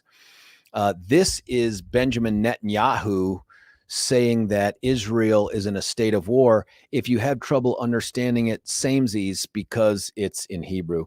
אזרחי ישראל, אנחנו במלחמה, לא במבצע, לא בסבבים, במלחמה. הבוקר חמאס פתח במתקפת פתע רצחני נגד מדינת ישראל ונגד אזרחיה. אנחנו בתוך זה משעות הבוקר המוקדמות. כינסתי את ראשי מערכת הביטחון, הנחיתי קודם כל לטהר את היישובים מהמחבלים שחדרו פנימה. הפעולה הזאת מתבצעת בשעות הללו. Now, to set the stage for how this thing happened, that description that we had initially was pretty good. And that is that this was sort of an attack from a bunch of different places, and I guess medium for lack of a better term, in terms of water, land. There was a motorcycle and truck sort of ground game. I don't know if those were the equivalent of dragoons, if you know what that term means, but they drove into a group of about 750 or more people at a music festival. Of course, all of them unarmed and unexpecting of this attack. And they took a ton of hostages. I'm not sure that Israel knows yet how many hostages they've taken. There were reports of them dragging the injured, the dead, and otherwise women and children and men back into their vehicles to get them back across the border into the Gaza Strip, where they now claim, this is they being Hamas, claiming that they have them hidden in the catacombs underneath the city. Now, the hostages really only serve a couple purposes. One, so that they can get their jollies off beating on Israelis. That's legit. That's what they do. I mean, that's their thing. They hate Israelis. They don't think that they're human. That's what they teach their kids. And they don't think that they should be on the strip of land that they have that's called Israel. The other thing is that they want to try to prevent Israel from just carpet bombing the Gaza Strip for fear of killing a bunch of innocent Israelis. The final portion of this is they want to have those hostages in place so that they can barter for the release of somewhere, I guess the estimate is north of 1,000, 1,200 Hamas prisoners that are in Israeli jails or prisons right now. They want to negotiate the exchange for those terrorists. As you can imagine, Israel's response is pretty strong. They're pissed. This is Israel's 9/11.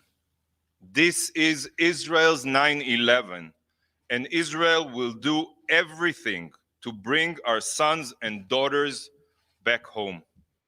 That is the kind of statement that tells you that they're not going to piece their way out of this. Whatever chance there was to negotiate this, in my opinion, is gone. I wish we could find the initial release, by the way, Billy. But the Biden administration's initial release on this was to basically talk in terms of, hey, everybody just calm down. Let's let cooler heads prevail. That turned out to be utter garbage. But that's the knee-jerk reaction of this administration. And then they realized, oh my God, this is much worse than we thought. By the way, I forgot to mention, during the ground assault with the motorcycles and the trucks and the cars and all this other stuff pouring into Israel, simultaneous with that was a launch of 3,000 missiles. Now, the intel guy that I read about had said, we knew that they had some missile capability. We had no clue that they had over 3,000. So this thing is very fresh. It's very new. It is considered to be, since the Yom Kippur War, probably the largest scale loss of Israeli life and incursion into Israel that they've experienced. That's a big deal. Benjamin Netanyahu's leadership here is going to be questioned because of the intel failure, but so will his response, whatever his response is. It looks to me like it is inevitable that this war is going to be longer than a day or two. It's going to be protracted. It's going to test our relationships, not just with Israel, because I know Biden has come out and said we're going to stand with Israel, and he should. It's going to test our relationships with the rest of the Middle East. There are a lot of stories out there about why this happened and who's behind it. And we're going to talk about all of that when we come back. And then in the 8 o'clock hour, we're going to be joined by someone on the ground in Israel right now from Denver. But he's been living out in Israel for a few years. Hopefully he'll be able to give us some more sense of what's going on over there, how it's impacted the country. And then we'll continue to have this conversation with you. Before I cut away, though, for this break, I do want to tell you about Gay Ribble and Empower Home. These are the folks that get the job done in a way that most realtors can't. In fact, they have an increasing number of stories of clients who came from other realtors who just couldn't get the house sold or couldn't get it sold for the amount that they thought that they should be getting or that they needed for their home. Enter Gay Ribble and the Empower Home team at Keller Williams. They're the folks that say, we guarantee you 100% of the asking price we agree upon, or we'll pay you cash to make up the difference. What? Yeah, that's right. That's confidence. That's a guarantee. That's the kind of thing that builds trust. That's what you need to know about Gay Ribble and the Empower Home team. They don't just talk the talk, they walk the walk, and they back it up with a guarantee backed by cash. Give them a call at 833-301-SOLD, 833-301-SOLD, or you can check them out at gayhasthebuyers.com, and gay, as always, spelled G-A-Y-E, hasthebuyers.com. When we come back, you, me, more of the discussion of what's going on in Israel, and then I'd love to hear your take on this too. What's next? Who's to blame? 303-696-1971. George Brauchler, 710 KNUS.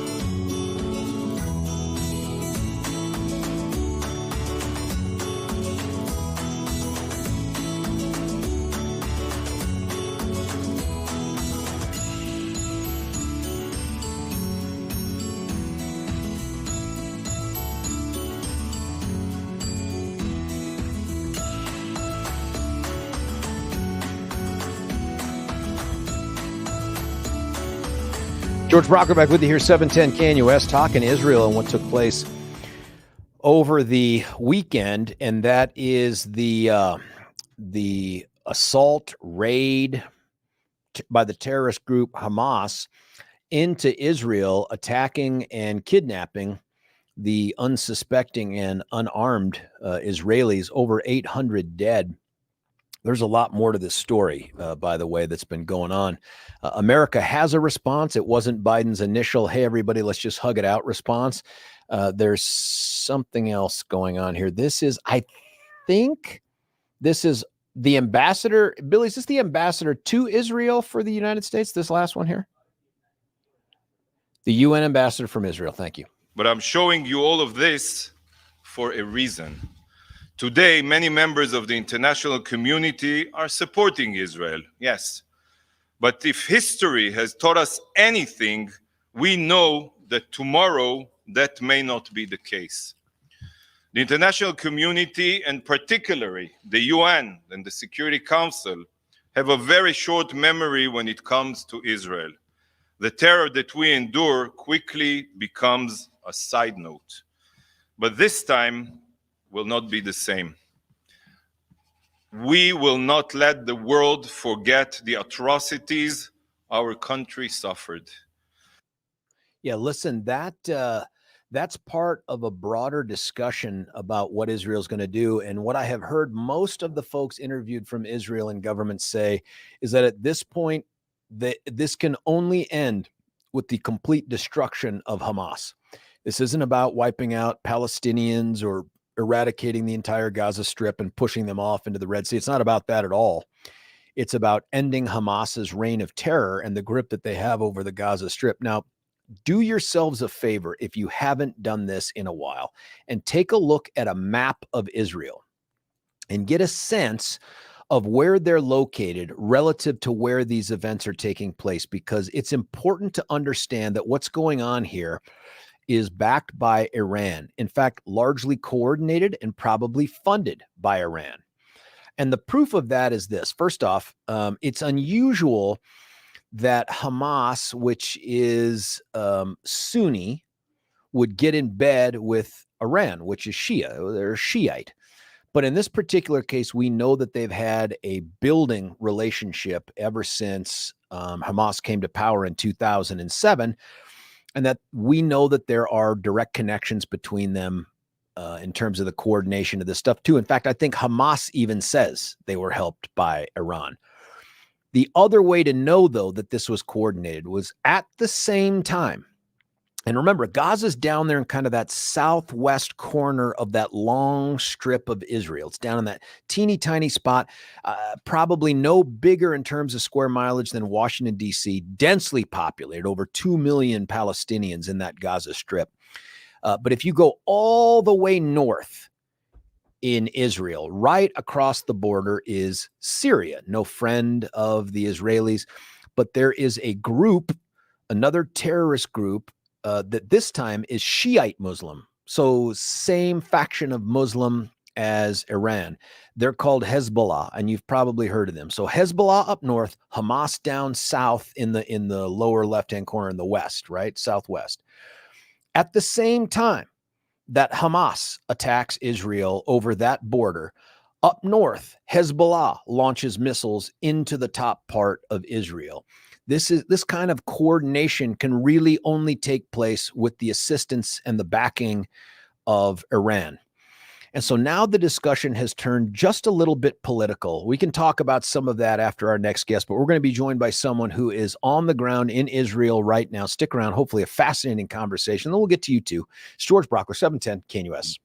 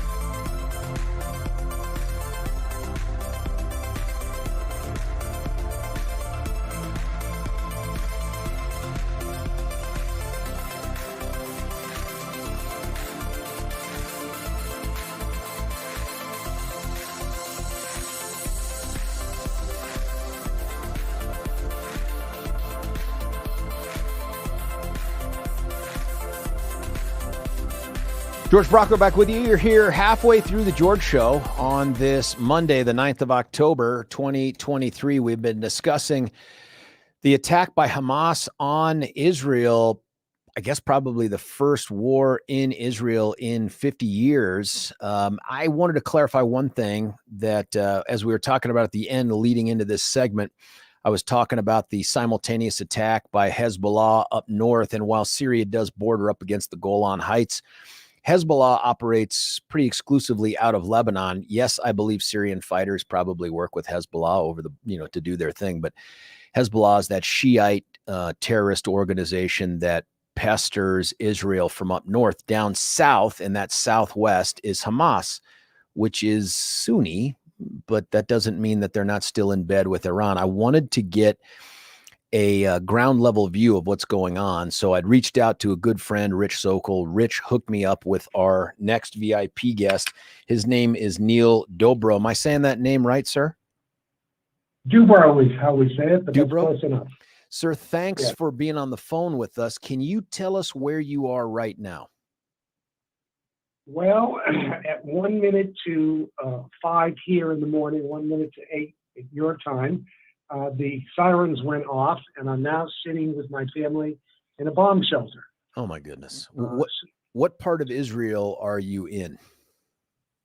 We're in a town called Efrat, which is in Judea, which is the ancient homeland of the Jewish people. It's referred to by the mainstream media as the West Bank. So we're here in a town of about 12,000 people, and we're waiting for the all clear.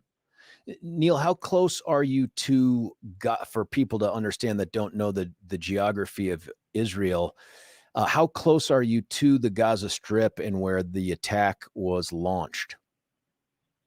Well, fortunately, we're about a little over an hour away, so there's no immediate danger to us from any of their terrorists infiltrating. We do live among a number of Arab communities, and we're on alert for infiltrations from the Arab communities, but we're not in danger from Hamas troops. For people that aren't familiar with that geography too, that West Bank area, Neil, where you are, includes cities that everybody has heard of, including Bethlehem, Jericho. You're right there by Jerusalem, Hebron. Those are big, well-known cities, maybe as well-known as Tel Aviv. And you are in that area right there. How many times have you had the alarms go off, the incoming alarm? This is the fourth one we've had. 3 of them were on Saturday and 1 today, and just this one today. I just want to point out that the cities that you named are all Arab cities. Yeah, that's right. Can we talk a little bit before we get into what you're experiencing out there with your family and sort of the mood of the country?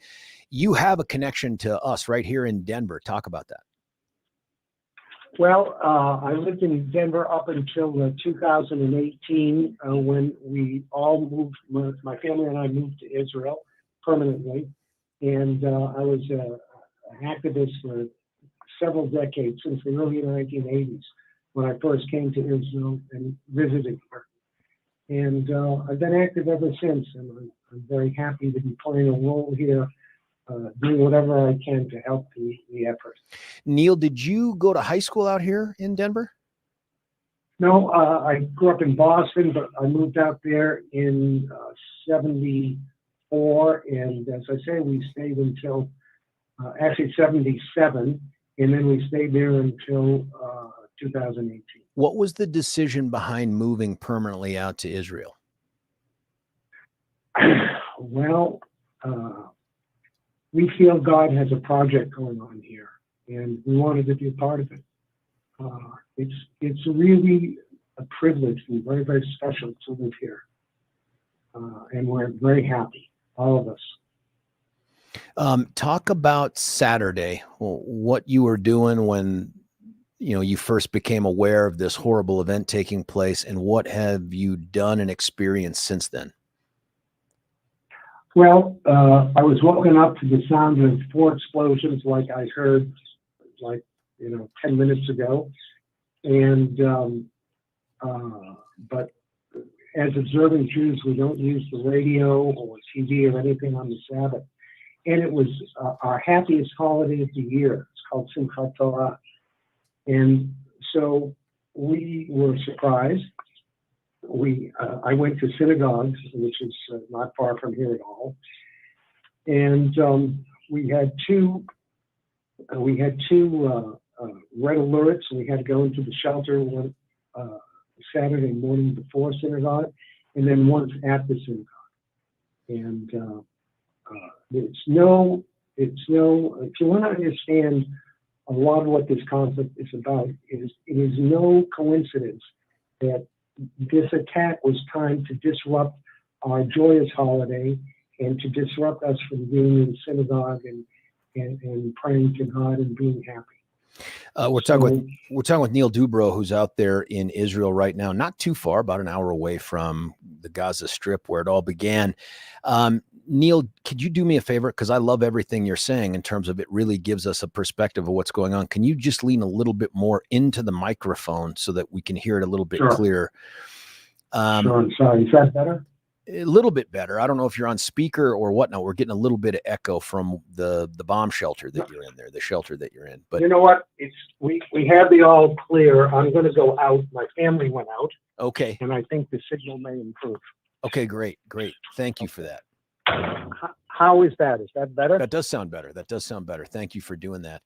Now, listen, for folks that don't appreciate the relationship between Hamas and Israel in the time that you've been over there, describe that for people. Why is there such and there are just some folks that don't know the history of it, but tell us, what is that rift that exists between Gaza and Israel and Hamas, who currently has a grip on the Gaza Strip? Hamas is unequivocally committed to the eradication of all Jews from Israel and from the Middle East. It's a religious concept on their part. They feel that once a land has been controlled by Muslims, it can never go back to what they call infidels. They stated very clearly in their constitution, and they act on it, that they intend to destroy all Jews. It's a policy of genocide. And you saw the genocide on Saturday when they came upon a party that was like I'm not sure what it was, but like an all-night music festival party, and they killed 270 people in one shot, just because they were Jews. So it's very clear to understand, while the Israelis want peace and want to live in peace with Arabs and everybody, they want us dead. There's no question. We should have no illusions. And I think that one of the things that's coming out of what happened on Saturday is that we should have no illusions that they can either be negotiated with or they can be deterred. We can't do either. We've tried both. And now we have 800 dead Israelis because of misplaced policy. Is there any couple questions, Neil? Do you know how many have been taken hostage? Nobody knows for sure, but the number I've heard is 130 and over 100. Okay. Given your description of the policies that have failed up to this point, in your mind, as someone living over there right now, what's the only answer to fix this moving forward? There's only one thing that can be done. So far, what we've done is we liken it to mowing the grass. So we've gone into Gaza, we've caused a lot of disruption, we've killed a lot of terrorists, but they keep coming back.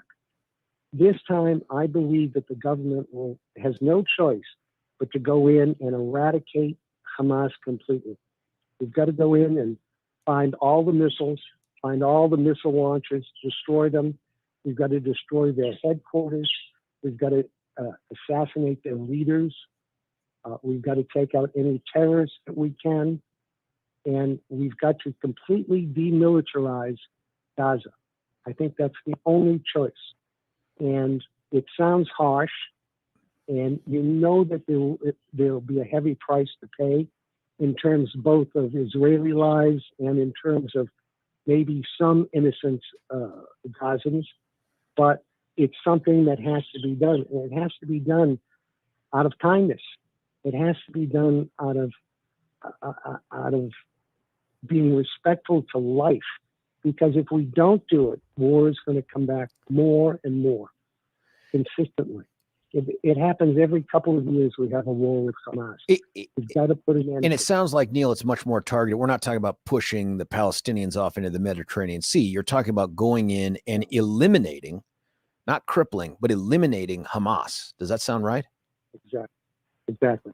The push into the sea is the line that they use, that they want to use on the Jews. That's right. But we don't want to push them into the sea. We just want them demilitarized. And that's what we've got to do. Now, your listeners have a big role to play. If I could just take a minute to give you my thoughts on that. Right now, everybody is condemning Hamas because Jews are favored around the world when we're dying and when we're bleeding. But that's going to stop, and it's beginning to stop. And within a week or so, we're going to start to be victorious, and we're going to start to be the ones that will be on the offensive. That's when things are going to change. You're going to hear calls for nonsense like what do they call it? Over aggressive, not parallel. Disproportionate response. Sure. Disproportionate response. We need peace. We need to negotiate a ceasefire right now. Well, if you really care about life and you really care about peace, then the goal has got to be to let Israel finish the job, and I believe we will do that. So when that happens, and even now, your listeners can do a great service to Israel by being on social media, by phoning congressmen, by phoning senators, by writing letters to the newspaper, and getting the message across. Israel must be allowed to defend itself, and the only way we can defend ourselves is to eliminate Hamas. We're talking with Neil Dubrow, formerly of Denver, now permanent for the last, 5 years, Israeli, who's right there very close to the West Bank, about an hour outside of Gaza.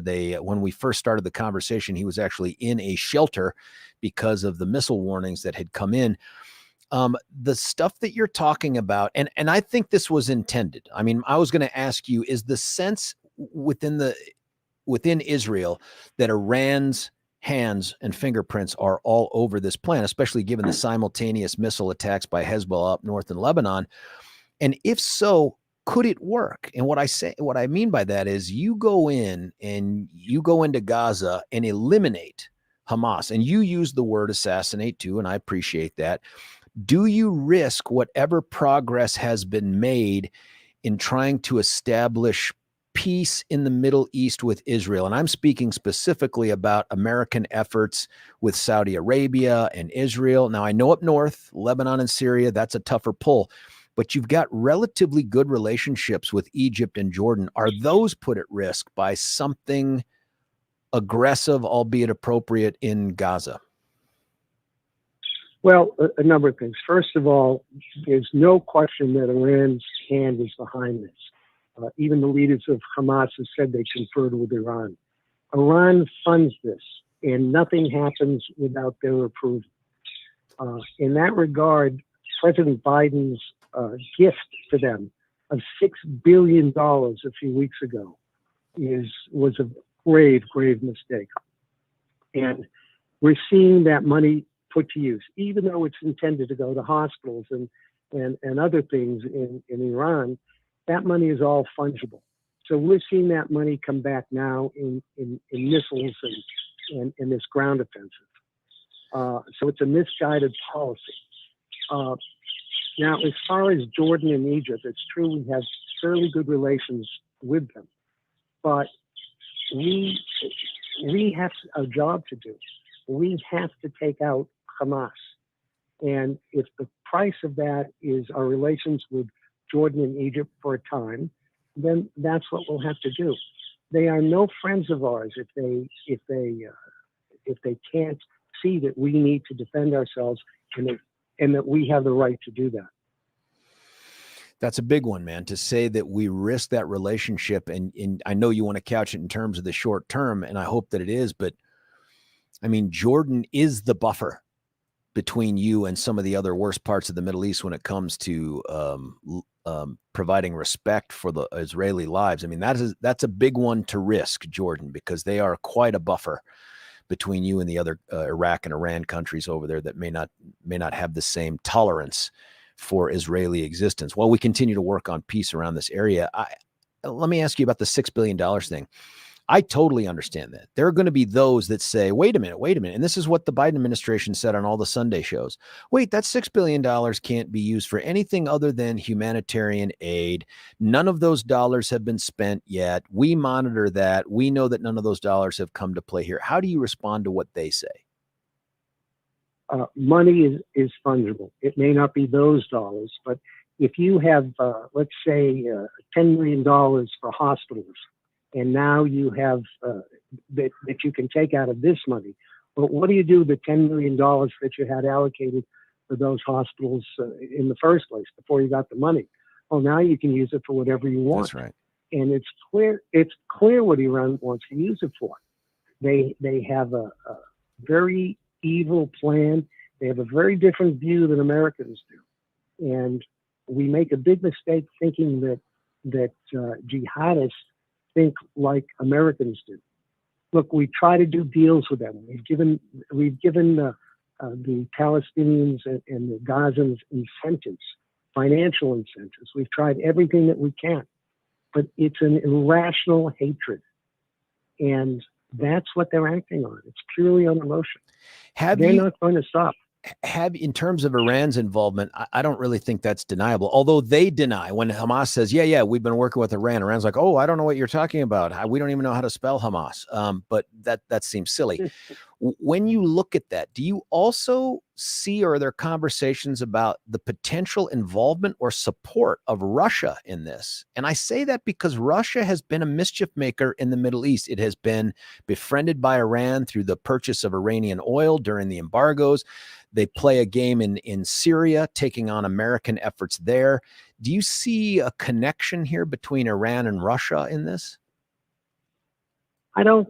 There is a connection between Iran and Russia. They cooperate economically. They cooperate militarily. Iran is supplying them with drones to be used in their war. So there is a connection, and we don't regard Russia or China as being on our side. Israel has to defend itself by itself. We can't depend upon Russia or even on the United States for that matter.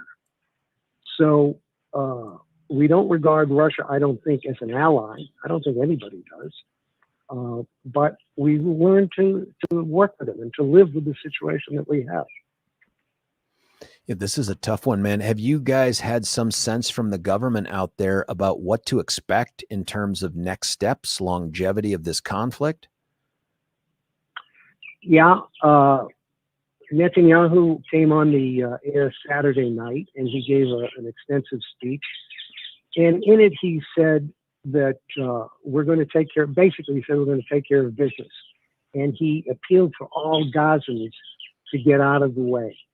In other words, we care for the innocent children, certainly, and the women and the non-combatants. He told them to get out of the way. That's clear to me that we intend to go in and take care of business. Also, there's a huge call-up of the reservists. 300,000 were called up, and that's for a small country like Israel. That's big. Everybody knows friends and relatives who've been called up. And everybody in the community, by the way, is supporting that call-up. My wife baked muffins for breakfast for the troops the other day. She made 50 dinners. She just made a big platter of potatoes, roasted potatoes, and we're supplying them. We're helping them as much as we can. The society is very much behind the troops, and we appreciate our troops. They're our kids, they're our neighbors, they're our relatives, and we appreciate what they've done. And it's a beautiful thing to watch, really.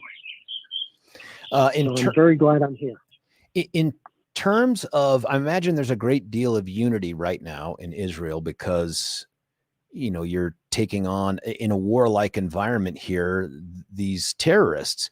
But has there already begun a discussion of how in the hell this could happen? And I say that because, you know, Israeli intelligence, also American intelligence, have done great wonders to prevent things like this in the past. And yet everything I'm reading, Neil, says that this was an utter shock to even the military. They had no expectation that anything of this scope could have taken place. Is there discussion of that now too? There certainly is. I think we're all aware. Look, the mood here is kind of divided up between sadness and anger and resolve.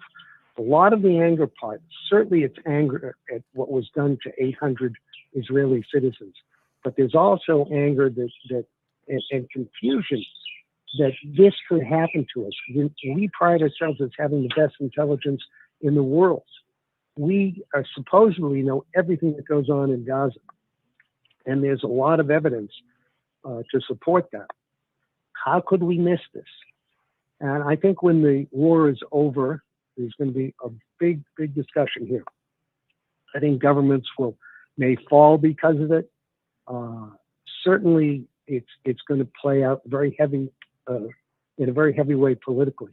Now, I will say that you've all read, I'm sure, about the protest movement here in Israel around judicial reform. Right. It's taken a tremendous toll on the spirit of the country. Even with some reservists saying that they wouldn't serve this government, it's called. Well, it's all over. They're not that the conflict is over, but it's all put aside for now. The reservists the protest organizations came out and said, anyone who's called to go into the reserve should go. And they're all making statements in support of the effort because it's clear as day to us what we need to do. The Israeli ambassador to the United Nations has said this is Israel's 9/11. Do you agree? Maybe. It's certainly a wake-up call on another level. Not that we were asleep in terms of what the problem was before, but I think in America, and I was there during 9/11, it was like a big revelation that this was happening. Although if you had been listening closely, you could hear that we were headed in that direction. I think here everybody knew the situation we were in, but I think it took it to another level. So in terms of consciousness of the public, which is very important, I think it's helped because it's brought reality home. In terms of numbers, I don't know. I have to run the comparison, but 800 deaths here in a country of 9 million Jews is I don't know what that would be. It would be tens of thousands, I would think, in the United States, maybe more. Neil, as we wrap up with you here, and you've been so generous with your time, especially given what you were dealing with when we first called you. Tell folks. How ironic. Huh? Yeah, I know. Tell folks again, if they wanted to be helpful to Israel and to ending this, what could they do? Yes, a number of things. Number one, they could donate to various charities that are available online that are supporting the troops and supporting the people here. There's going to be a lot of economic hardship because businesses are closed and breadwinners are shipped down south to take on the battle. So charities are important. Even more important, I think, is being active in writing or calling your Congress people, social media, newspapers, radio, talk radio, and get the message across. Israel's got a job to do don't interfere. Let Israel defend itself by doing what it needs to do to take care of Hamas. So I think those are the biggest things. Neil Dubrow, thank you, sir. My hope is we can stay in touch with you throughout this whole thing. We now know how to get in touch with you. And if you need to get in touch with us, I know Rich is a great conduit for that as well. I just can't thank Rich enough and you enough for making this thing happen. I thought this was very helpful. He's my brother, and he's a great champion and supporter of Israel. Yeah, he's a little too tall. I mean, let's be honest. He's freakishly tall. But other than that, a really good guy. Neil, good luck. Be safe. God's blessings to you and your family, and we'll talk with you again, okay? Thank you, George, and thank you very much for your support. It means an awful lot to all of us here. Oh, 100%. Hey, thank you. That's Neil Dubrow, formerly of Denver, 5-year and now forever resident and citizen of Israel. I just thought that was fascinating. And the fact that he was in a bomb shelter or a missile shelter at the time that we called, just the irony, if not just straight up coincidence, I guess, of the whole thing. I want to talk with you about this. You know, Neil early on had said, yes, right now, everybody is condemning Hamas and supporting Israel. Well, not everybody. There is a state legislator, at least one, who has taken sides against Israel in this. We'll talk about that when we come back and what should be done about it. I'd love to get your take on this too. Who do you blame for this? Let me just tease you with this. Got some ridiculous text here that says, Joe Biden and the Trump bashers are on a roll. Afghanistan, Ukraine, Iran, Israel, etc. Keep on bashing Trump. George, no punctuation, of course, because it's irrelevant here.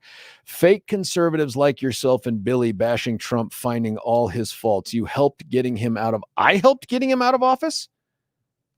How'd I do that? Was it my vote? Wasn't my vote? I wasn't on the radio when he lost, so it couldn't be that. Says, enjoy the fruits of your labor. This kind of gutlessness through this anonymous texting. Buddy, give a call, 303-696-1971. You and I can have a conversation about this, but who do you blame for this? Do you blame Biden? Do you blame Trump? I've heard both. I've read both, by the way. I don't know that you can lay any of this at the feet of Trump, but there are a lot of folks who are connecting it to the Abraham Accords, to the effort to move the capital to Jerusalem, all of these things that they say put their finger in the eye of Arabs and the Palestinians. I don't know that any of it ever gives justification for some sort of a terrorist act of war like this. But what do you think about this? What should America's response be? 303-696-1971. It's George Brauchler on The George Show, 710 KNUS.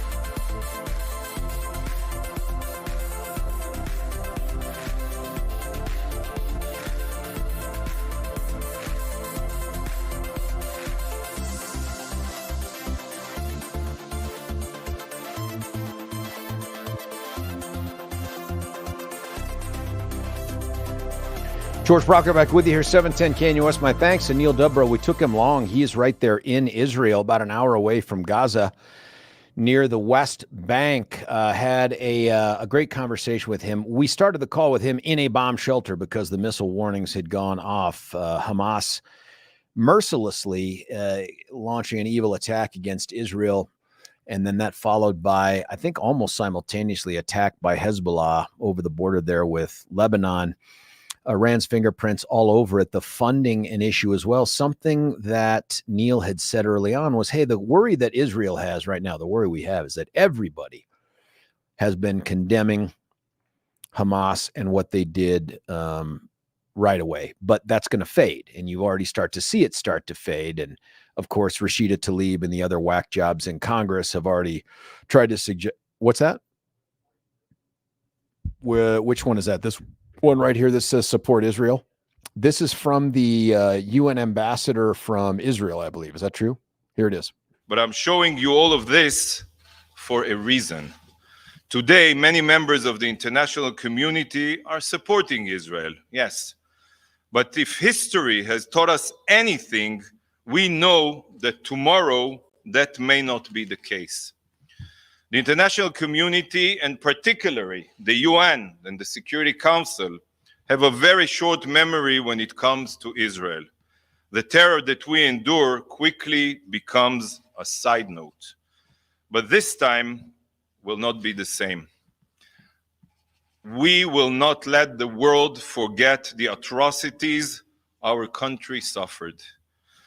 And while it may take some, a few days, perhaps a week, to lose their "We Stand with Israel" hashtags on their social media thing. Not so for recently appointed member of the House of Representatives at the state level, Tim Hernandez. You may remember Tim because he was the controversial teacher fired from the Denver public school system for, or maybe it was Aurora, I can't remember which, I think it was Denver, for just being too out of control.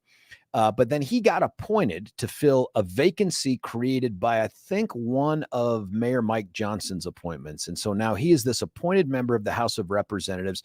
You'll remember that at the time that he took his oath, he did it with a raised fist, not your, hey, raise your right hand and repeat after me or whatever. It was the raised fist. He also took it on two books. One is, I want to say it was the book Reign of Gold. But there was another book, a thinner book, that he put his hand on. He has refused to tell the public what that other book was that he took his oath on. He is a self-described abolitionist, whatever the hell that is, Chicano organizer. And he stood with the Palestinian folks right after the attack on Israel, while they're waving flags, cheering on Hamas, the terrorist organization. That's not me saying they're a terrorist organization. That's the United States of America saying they're a terrorist organization. He stood with them up right back behind the speakers as they're singing their songs and doing their chants and waving their flags. This guy is standing up for the terrorists, not for the Israeli victims. And here's the part that is just simply inexplicable. Crickets from the Democrats. Crickets. Not a single one has come forward to call him out. And you know why that's amazing? Jared Polis, Jewish. Jenna Griswold, Jewish. Phil Weiser, Jewish. And not a single one of these people has come out to condemn this appointed, not elected, appointed member of the legislature. Can you imagine what 9 News and the others would do if a Republican did the same thing and Republicans didn't come out to trash them or to decry them? There needs to be some sort of a declaration by the legislature, and this ought to be a unanimous vote condemning the support for these terrorists by appointed Representative Tim Hernandez. This guy ought to be sent back to the streets where he claims that he came from. He has no business teaching kids, but more than that, he has no business having a vote that will influence the laws or policy of the state of Colorado if this is the approach he takes in the hours after this attack on Israel. How can this be tolerated by the Democrat Party? Listen, Israel when it comes to relations with America, Israel does not want to be politicized. It would be horrible that the support for Israel be tied to one party or another. But I think it's undeniable that the majority of Jewish support goes to the Democrat Party. Whatever the reasons for that are not relevant. But when you look at what the Democrat Party has been doing over the last handful of years, it has moved further and further away from support for Israel towards a much more appeasing view of the Palestinians, of the Arabs in the Gaza Strip, maybe the West Bank, also the Middle East, looking at Israel as the provocateurs, as the ones who are visiting these crimes against humanity, against the Palestinians. And yet somehow they continue to be supported by a Jewish community that I think they just take for granted that they're always going to be there for them. Who has shown, and this idea too, that there was an answer to a question given by a dude who was, I can't remember the Sunday show now. I try to listen to all of them on podcasts. It helps me go to sleep. There was a guy from the Biden administration whose name escapes me, who the answer to the question is about $6 billion that was just repatriated in a way to Iran and whether that played a role. And his answer was Joe Biden's 50-year commitment to Israel, blah, blah, blah, blah, blah. They sense weakness here. And it's not just because of the catastrophe that came out of Afghanistan. This is a soft spot. And so their instant response is this 50, well, who did more for Israel? And who's going to do more moving forward? Who's going to provide that unwavering support?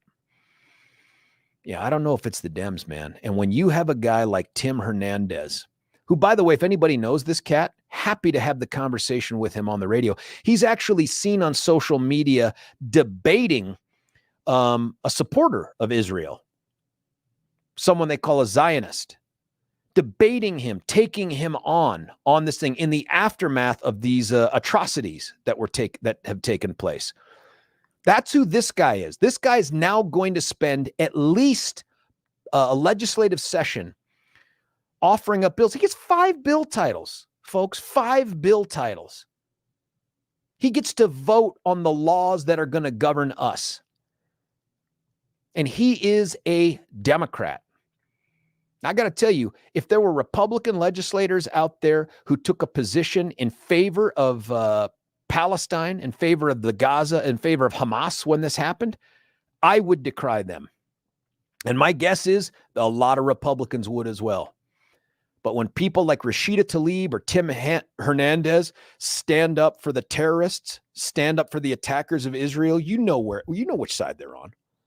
And the Dems do nothing. They say nothing. And the question that ought to be asked by Kyle and Marshall and Steve and all the others out there on all the channels is to call up Jenna Griswold and say, you opine all the time on things like union activities that have nothing to do with the Secretary of State's office and abortion, which has nothing to do with Secretary of State's office. Will you opine here on a member of your Democrat Party who has taken a position against Israel?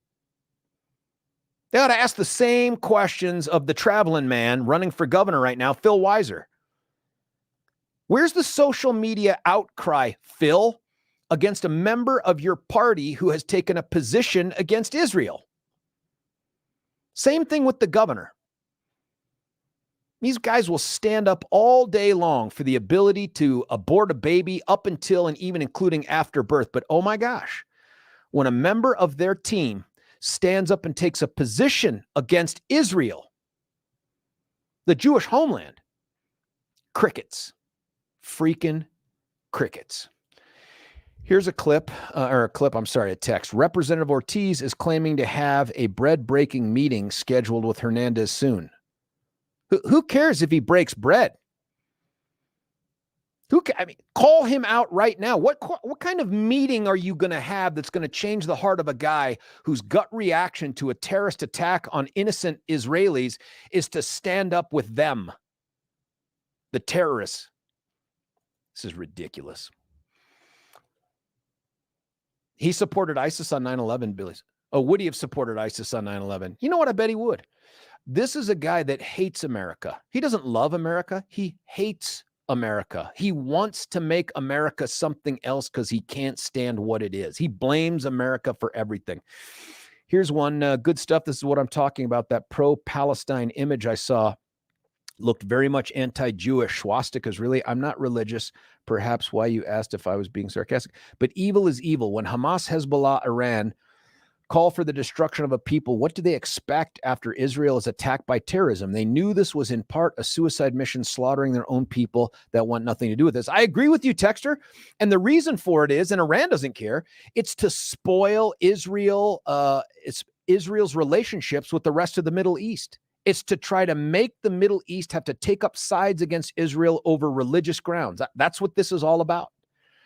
It says the Jewish homeland that didn't exist until 1948, but claims biblical stakes, the Jewish homeland that is exceptionally racist against people of color, and the what? Goyim.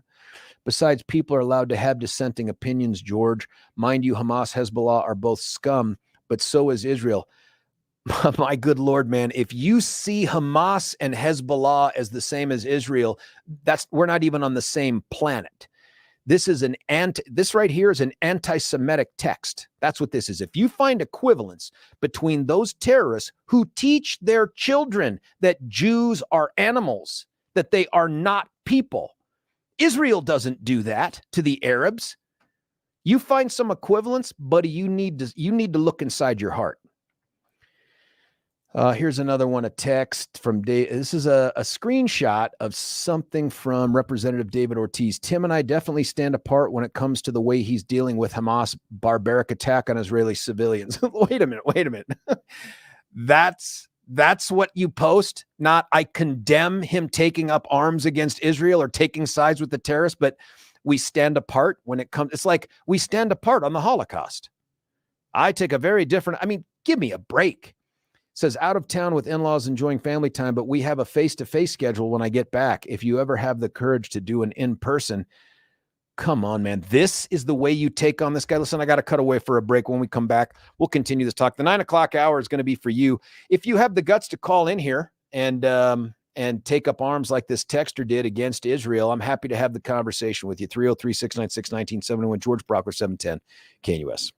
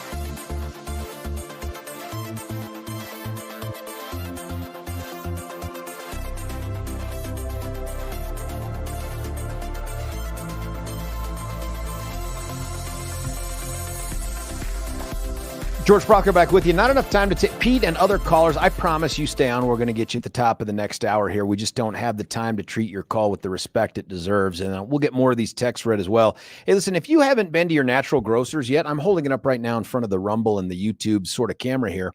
If you haven't got your Ultra Cur free sample, 3-day sample yet, what in the world are you waiting for? All it takes is for you to go to the natural grocers, ask for the vitamin manager, say, I'd like my 3-day free sample, and heck, give me another one for my neighbors or someone that you love, and give it a shot. And here's why. This curcumin-based antioxidant, anti-inflammatory, all natural, I mean, no GMO stuff, all organic. This product does wonders. The studies that these guys have show that 50% of the people that use it experience relief within 48 hours. Half of those people within a couple hours. That's why the 3-day free sample is all you need to get hooked on this stuff. You should go check it out. Natural grocers, gotta ask the vitamin manager, get that free 3-day sample. You can also check them out and figure out everything that's going on at getultranow.com. That's getultranow.com. I've got my samples here. I'm going to continue to show them to you. Go get them. Now, listen, when we come back, this conversation isn't going to end. I want to talk more about Tim Hernandez and what ought to be done with him. If you're a Democrat out there and you haven't decried him, why haven't you? 303-696-1971. It's George Brauchler on The George Show, 710 KNUS.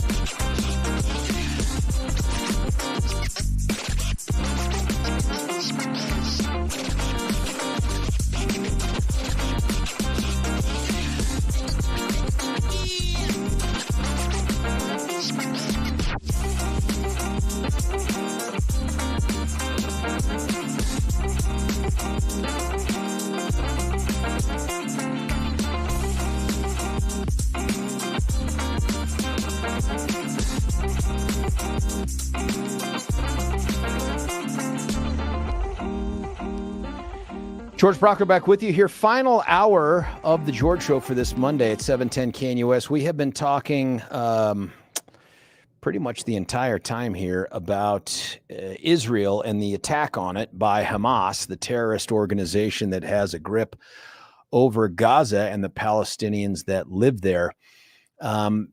We have been talking a bit too. People have gone back and forth on some text here. Here's some text. Democrats are forever tied to the squad and their anti-Israel rhetoric. Keep in mind, Iran, this is a different text. Keep in mind, Iran has recently admitted involvement in the Marine barracks bombing of the 80s. And this is where we had kind of left off. Tim Hernandez is a recently appointed, not elected member of the House of Representatives. The vacancy committee in his district appointed him to fill a vacancy created, I think, by an appointment. It was either someone got elected to city council, I can't remember who he replaced, or was appointed by Mayor Johnson to some role in the cabinet. But it created a vacancy, and a guy that was fired from the Denver Public Schools, who had recently found a job in Aurora Public Schools, which is its own mystery, ended up becoming the appointed member of this thing. This guy is a Marxist. He is a guy who took the oath with a raised fist as his entry into the legislature. And now he has stood up with those supporting the terrorists against Israel in the hours after the surprise attack that has now left over 800 Israelis dead. And according to Neil Dubrow, who was our interviewee last hour, who's in Israel right now, they're talking about missing somewhere between 100 and 130 Israelis who've been kidnapped, taken hostage. Maybe they're prisoners of war. I don't know how you can be a prisoner of war if you're a civilian, but nonetheless, that's what they've done, the Hamas folks. Anyway, he has stood up with them. And the question is, why has nobody decried this? The closest we got was someone sent some screenshot of a David Ortiz. He's another Democrat member of the House. He's not quite in Denver. He's more in that in Inglewoodish area. But he says, yes, Tim and I differ on our positions. Like, what? I'm sorry? That's like differing on your positions on the Holocaust or some, like, I differ on who was at fault for December the 7th. I think it was I mean, come on, man. Take a strong position against a guy who is clearly a bomb-throwing radical that we have now put in the legislature. My hope is that Denver voters are just smart enough to make this a one. They could. Can you recall a guy who's appointed? I bet you can. I don't know. This guy's a wingnut, though. Why have the Democrats done nothing? What are your thoughts on what took place in Israel? Who do you blame? Tim Hernandez, of course, along with a couple of the texters here, only a couple. They blame Israel. 303-696-1971. Pete, you're on 710. Thank you so much for your patience, Pete. I'm sorry I had a little bit of a diatribe there at the end. What do you think about all this? Good morning, George. I think Israel's in a very precarious situation. I got a prediction here. Israel is going to take the gloves off. They're going to go into Gaza. They're going to clean house, and they're going to annex that territory once and for all. But what's going to happen in the meantime is this is going to be extremely bloody, extremely violent urban warfare setting where a lot of innocent people are going to die. And I think Hamas set it up that way. They're going to hide amongst the population. They're going to hide behind hostages. And there's only one way to do this, and it's got to be done in a very violent and very. There's no good way to go and do what Israel's about to do.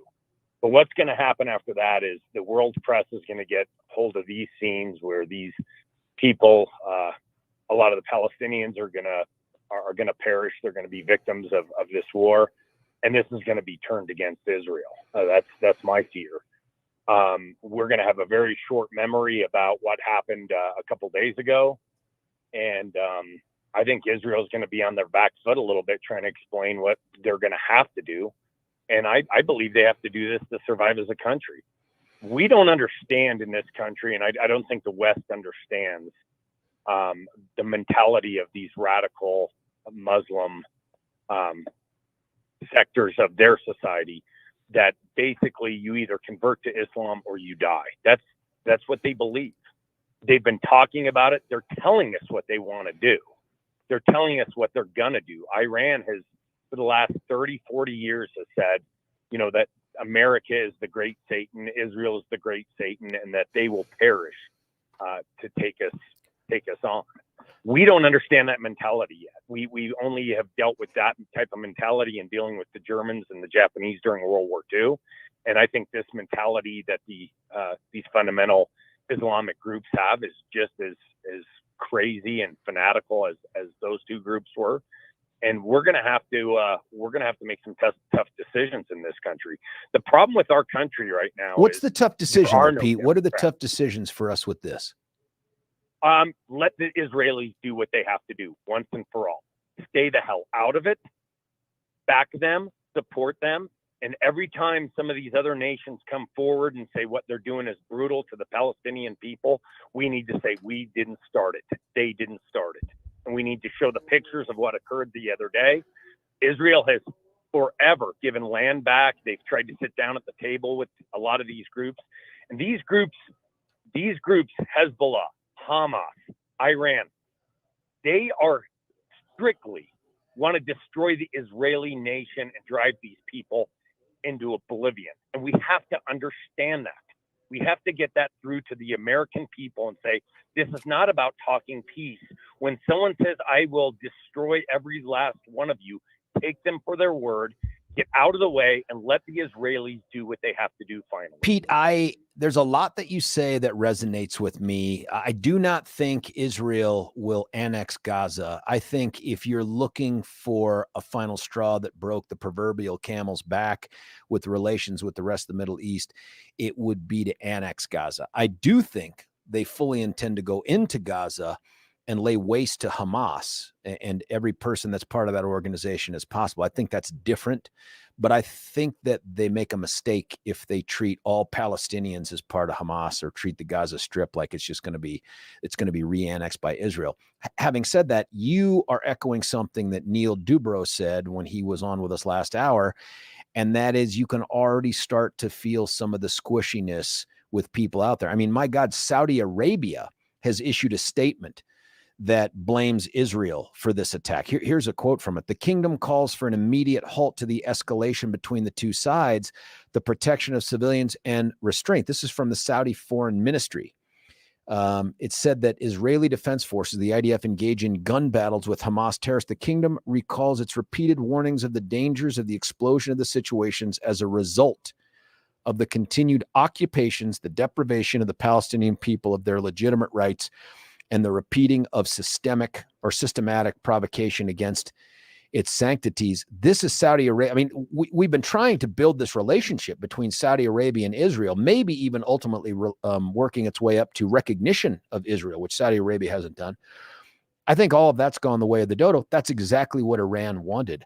I think Israel's too smart to risk alienating, I'm not going to call them allies, but Jordan and Egypt. They have been very, very good relative to their histories with Israel in the past however many years. Hell, Jordan is a state partner of the Colorado National Guard. I was just out in Amman earlier this year. I just don't think Israel benefits by making this look like an Israeli versus Arab issue as opposed to an Israel versus terrorist issue. I agree with you, but I don't see any way around not annexing the Gaza Strip anymore. Because if you leave it open and it's not controlled by the Israeli government, then you're setting yourself up for future terrorist attacks in Gaza by Hamas, by Hezbollah, or by these radical. There has to be that buffer zone. Well, if you don't nothing that it, takes place in Gaza is going to impact Hezbollah. That's way up north. But in terms of, can I just shift you a little bit? Look, George, they're working in conjunction with each other. No doubt. That's the hand of Iran in all of this. No doubt about it. Absolutely. And here's a maybe some optimism is the Saudis, the Jordanians, and the Egyptians really do not like. In fact, they have almost a hatred towards Iran.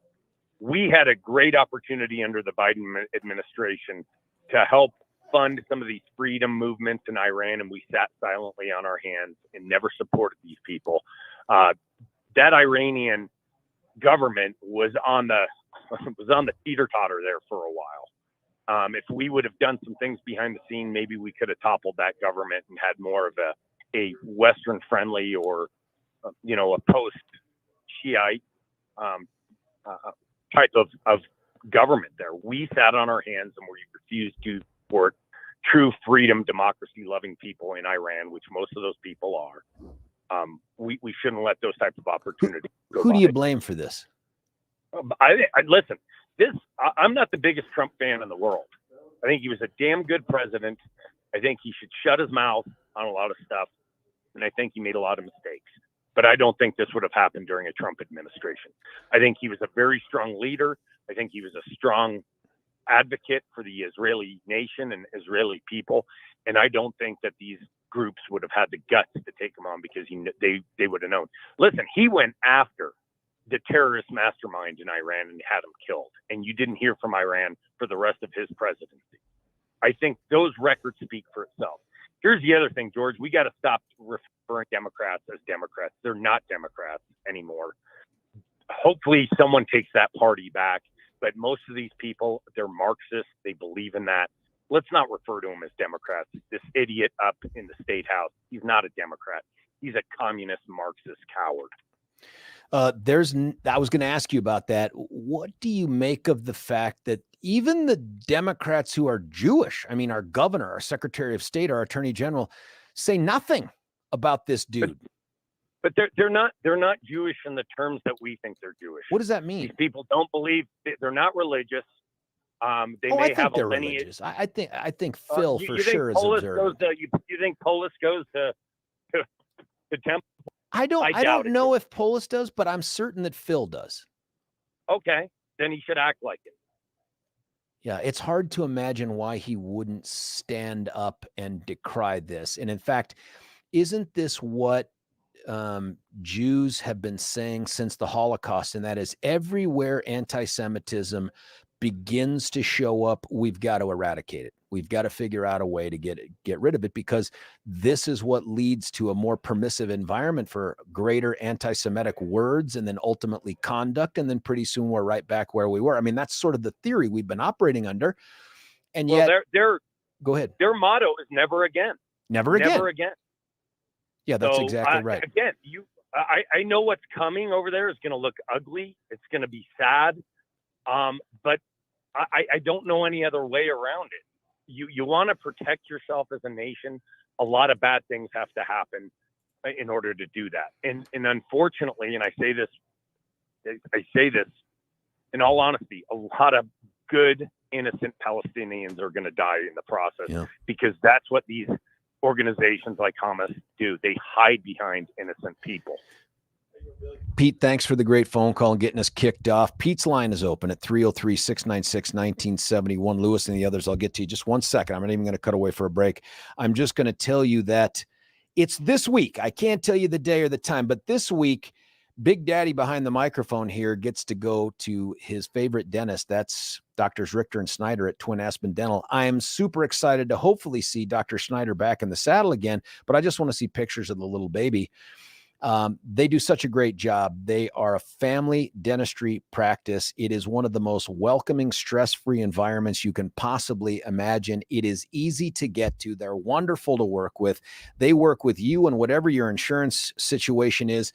They take most of the major ones. I know they take the TRICARE military stuff because that's what I have. I have the dental thing that comes out of the TRICARE thing. They take that as well.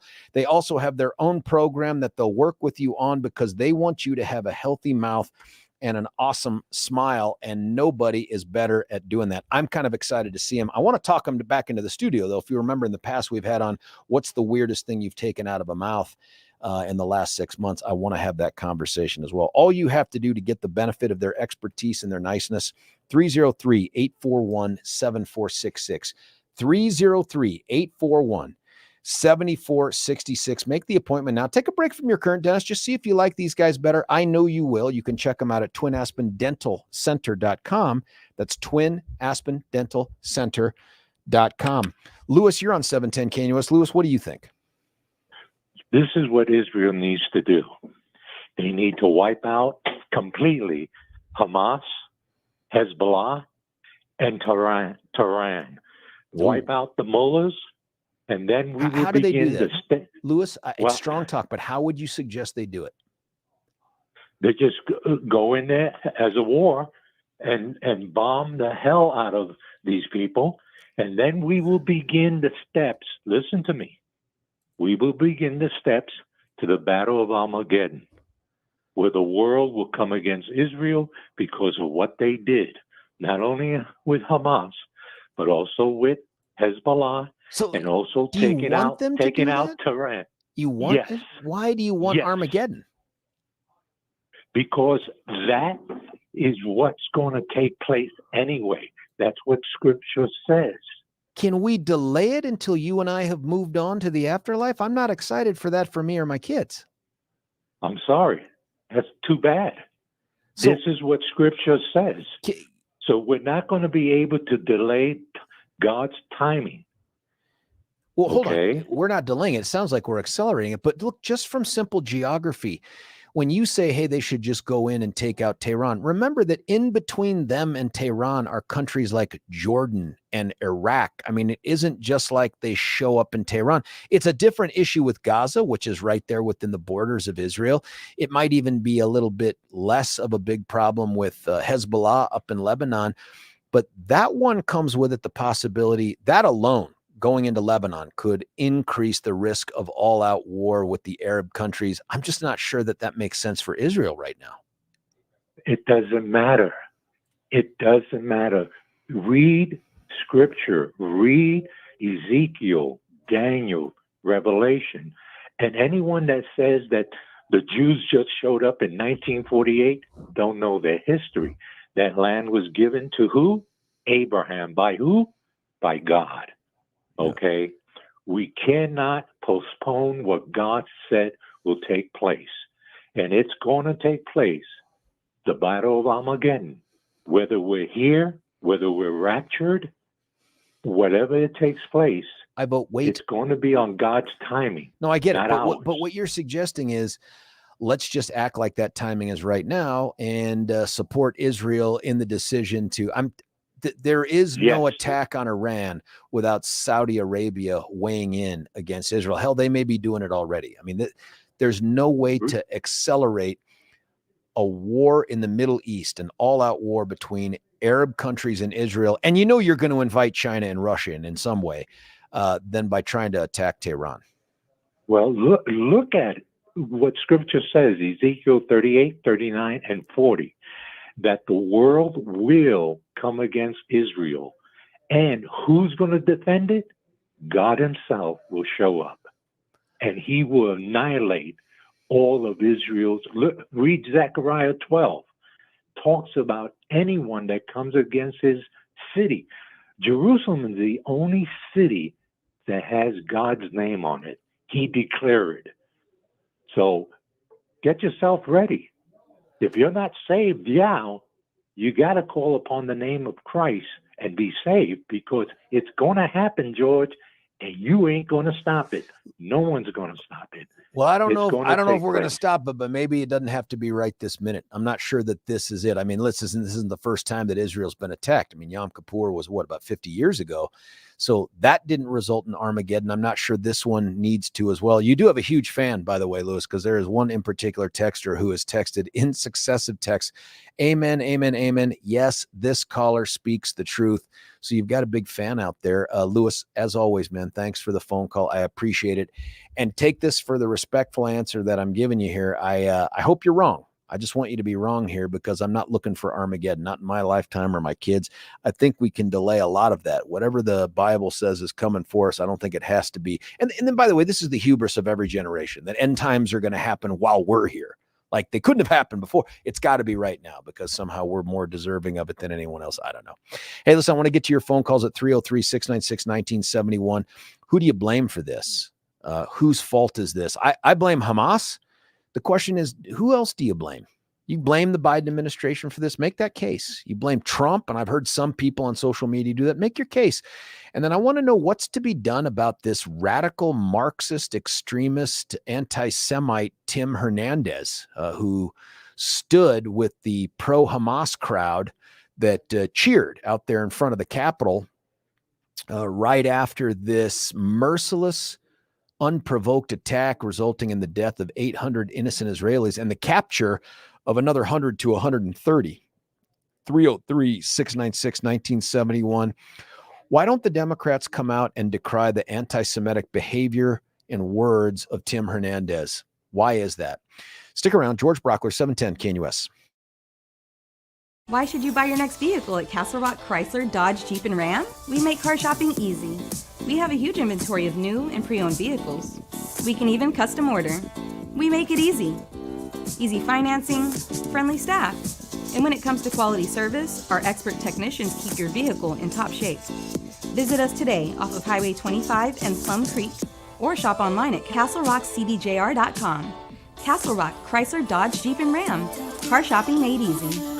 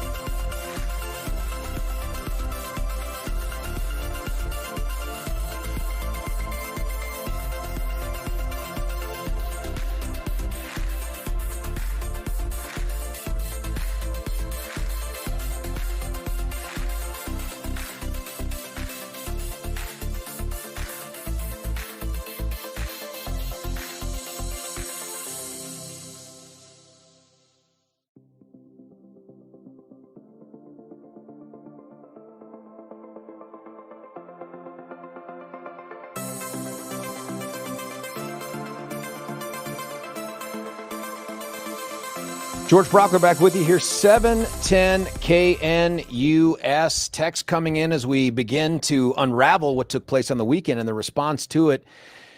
Still just disgusted. I don't know how else to describe it. Disgusted with two things. One, this appointed, not elected representative, Tim Hernandez, this avowed activist, abolitionist, whatever the hell that means. Now he can add to his Twitter description there, anti-Semite, who in the hours after the attack by Hamas on Israel stood with the terrorists against Israel, much like Rashida Tlaib, and now the Saudi Arabia blaming the Israelis for this.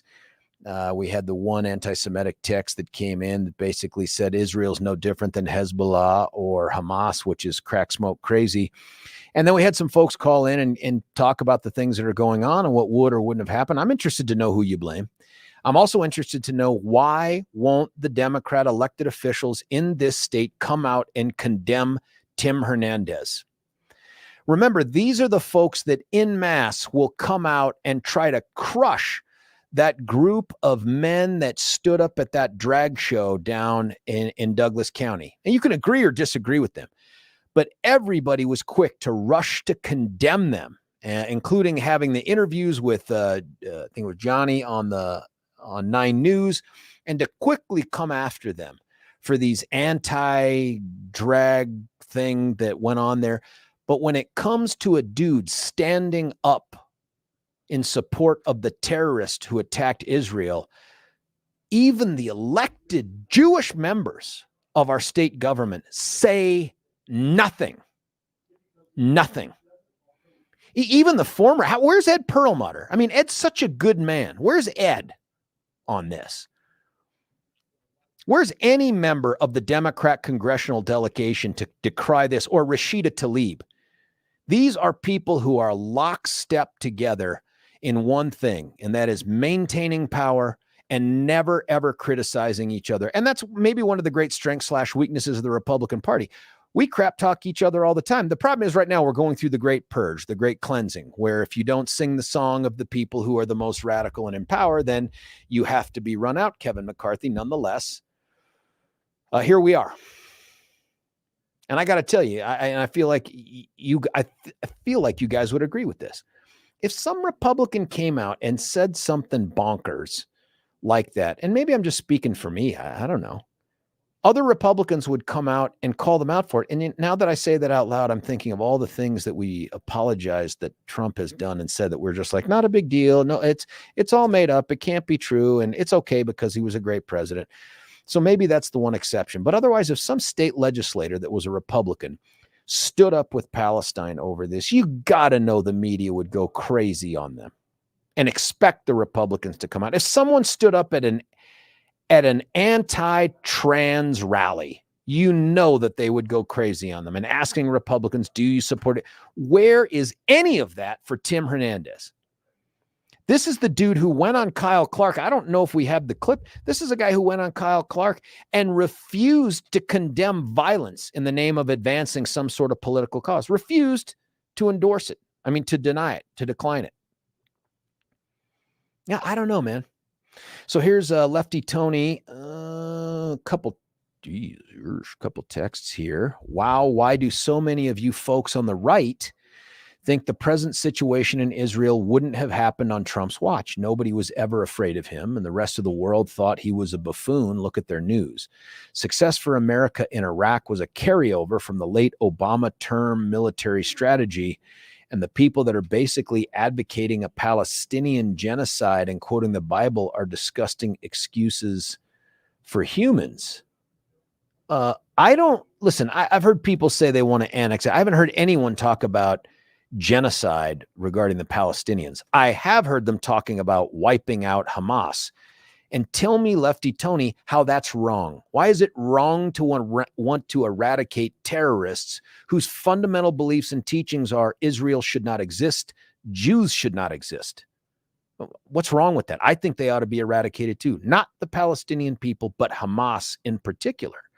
But this idea that the success in Iraq was attributable to Obama late-term military strategy, let's all remember that when I left Iraq back in 2011, There was a place called Mosul up near the Syrian border there. Mosul was firmly in our control. The terrorists had no control over it. And if you'll recall, in the months after that, the terrorists took back over Mosul, and folks had to go back in door to door fighting to try to take back Mosul. So let's not pretend that the Obama administration had the answer or get to claim victory in Iraq. He said in 2011, we're all going to be gone out of the country by the end of 2011. And that was the only signal that the terrorists needed. That was it. And they came back in and swept. I mean, it's a fantasy to believe that he had some sort of a success there late in his term in office. Here's another one from Lefty Tony. Although I am all for a safe Israel, they are not blameless either. Netanyahu has not helped the cause for peace, and being such a supposedly hard, I don't know if I can say ass on the radio, his regime surely seems to have been caught with their pants down. Also, the Christian Dominion types chiming in need to keep it in their pants because this is not going to be Armageddon. They're so horny for it. I don't know if they're horny for it. I mean, I believe that there are people out there whose faith and their reading of the Bible tells them that this is something, the end times thing is not unique to us. It's been going on forever. But this idea that Netanyahu is to blame for this, if he's to blame, it's because he had in place an intelligence organization that clearly got caught with its pants down. I agree with you there, Tony. But I find no equivalence between Israel and Hamas or Israel and Hezbollah. No equivalence at all. Here's another text. And by the way, call in. You don't have to just text. Let's have the conversation. 303-696-1971. I have a feeling there will be lots of money sent from the U.S. to support this new conflict. Probably true. In fact, I think we've already repositioned our newest battle group, our newest carrier group, to head towards the Mediterranean to get over there to help out.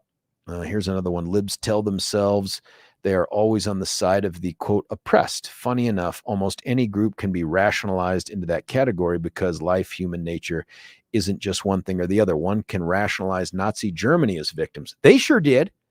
The Nazis sure rationalized themselves as victims, right? And who do they blame? They blame the Jews. Libs are truly dumb and spineless. I'm not sure all liberals are dumb and spineless, but certainly the members of the Democrat delegation of the House, the Senate, Governor, Secretary of State, AG, the longer they stay silent on Tim Hernandez, the more cowardly they look. The more it looks like only certain people get to say anti-Semitic things with impunity. And if you're a Dem and you're in the legislature, we'll give you a pass on your anti-Semitic positions that you take. This is pretty outrageous. Here's one. American Jews are frauds. They are neither Jewish or American. I'm not entirely sure what that means. Jeff, give us a call. I don't know what you mean by that. They are obviously Americans, and they practice the Jewish faith. I think many of them do. I'm pretty certain Phil is observant. I don't know about Jenna. I don't know about Polish. I don't know about them. But Phil, I'm pretty sure Phil goes to synagogue on a regular basis, and his family does too. So that's not an issue for me. But here's the issue. Where's this dude to step up and decry this? This guy is so anxious to be loved by everyone. He's so excited to want to run for governor and be governor of the state of Colorado that, man, he's just never, ever going to put himself in a position to run afoul of the extreme left. Just never going to do it. It's disappointing. This is a guy who could show himself to be a leader, and it hasn't happened. By the way, if someone finds out that Phil ultimately does decry Tim Hernandez's comments, and by the way, decry is not what Ortiz did. It's not, we differ. We have a differing opinion here on who's right, whether it's the terrorists or the Israelis. Not that. I'm talking about taking a strong position against him. Let me know, and I'm happy to read it on air here. You know what, Billy? I know we're going to get the when the Rockies win the World Series comment, but maybe reach out to Phil's press secretary again and say, hey, we'd love to interview Phil on his position on the Hamas attack on Israel, as well as Tim Hernandez's support for Hamas. That would be fun. Here's another. Yeah, I searched for some comment from our governor last night and nothing. I also searched for other Democrat governors' comments. Nothing. Isn't that interesting? George, what year did Sharon give the Gaza Strip land away to the Palestinians? When did he make that dumb mistake back in the day by doing so? You remember that? I don't know. Was it 30 years ago or 20 years ago that they left the Gaza Strip? I don't know the answer, Eric. It's probably worth me looking up.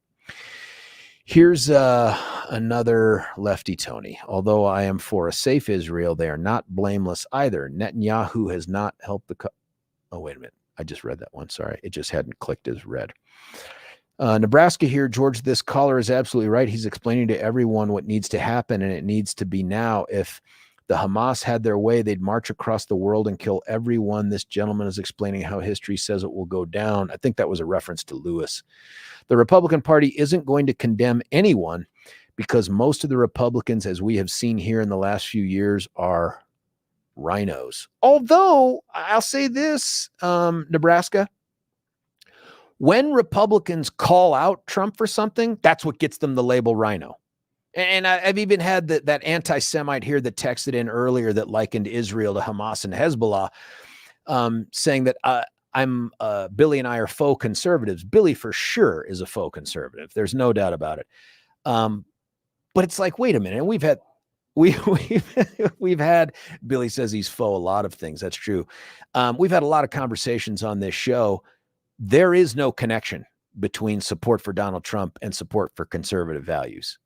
I've asked people to define for me what a conservative is without reference to Trump. They can't do it because every time you start to do it, you realize that DJT has run afoul of some principle that is held by conservatives. And that's okay.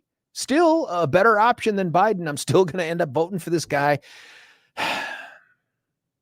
If I get stuck with that option between those two, no doubt about it. But let's not pretend that this is somehow an issue of conservative or not conservative. Here's one. Watch Supernatural by Design may change your outlook. I'm not sure what that is, but I'll have to make note of that.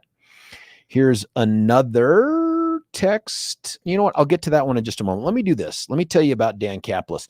Dan Caplis is a super lawyer, and not because he advertises in the super lawyer edition of whatever that magazine is, because he is legitimately a super lawyer. Some people can fly. Some people are bulletproof. Some people can see through walls. Some people are just good at representing victims in court and ringing the justice bell for them. That's the superpower that Dan Caplis has. He takes on righteous cases, he and Bobber, every day. They don't rush to get to justice because there really is no way to rush to get to justice. What they're going to do is they're going to figure out every aspect of your case that they can use to go and try to convince the big bad insurance company or trucking company to do the right thing. And if they do, great. If they don't, they're going to go to court and they're going to make them pay.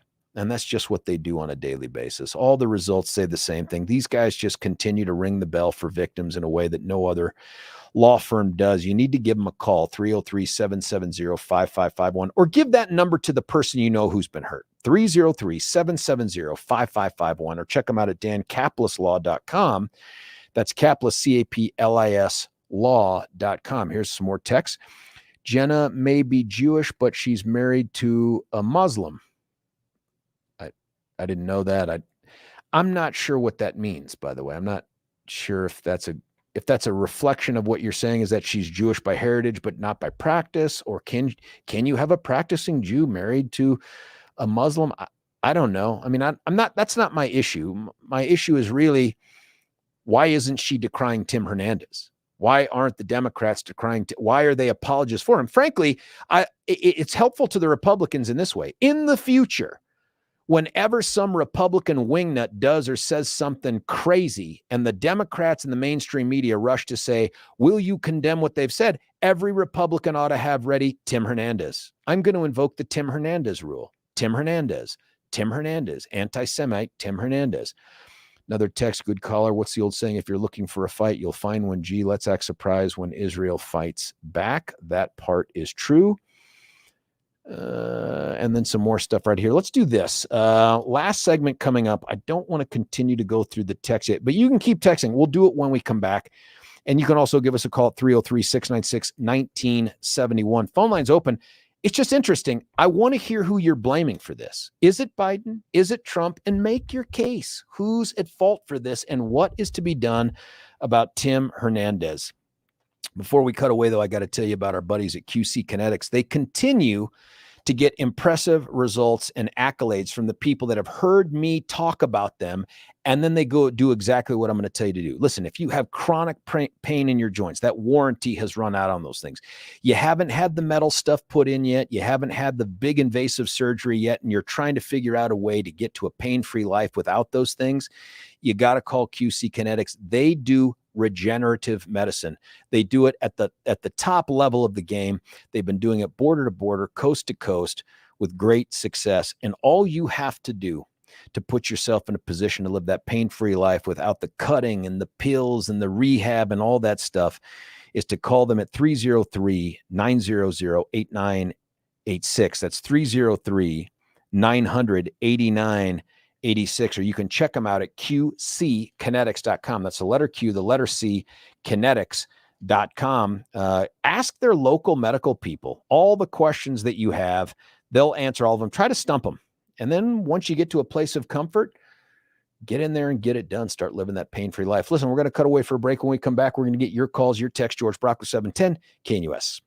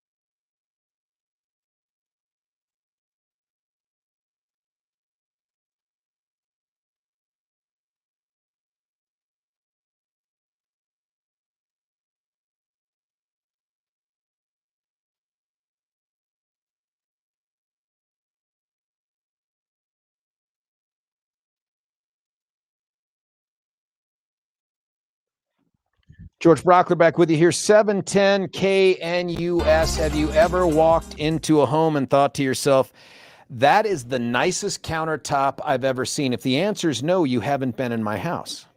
No, I'm kidding. If your answer is, yeah, I have, it's dramatic. I'd love the same thing for the place I call home for me and my family. Then you got to call Mitch Floria at the Art of Granite. The selection, unmatched, undeniable quality of service, the customer service. I'm telling you, I know it's fantastic because of how many people I run into that after they're like, oh, you're that dumb guy on the radio. And I'm like, yep, that's me. They're like, oh, we love Mitch Floria. We got our counters done. Our neighbors did. We love all this other stuff. Why don't you be part of that? I mean, get the experience that you deserve with the craftsmanship and the product that you want for your home. You give them a call at 303-386-5919, 303-386-5919. That's his cell phone, or you can check him out at theartofgranite.com.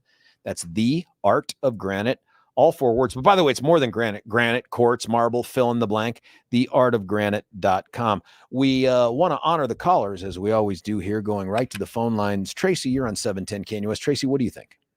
Hey, what's going on, George? Hey, I heard you say that was a music venue that attack happened at. That's what I read. Is it was some kind of, I don't know if it was a concert or a rave or something like that, but it was something like that.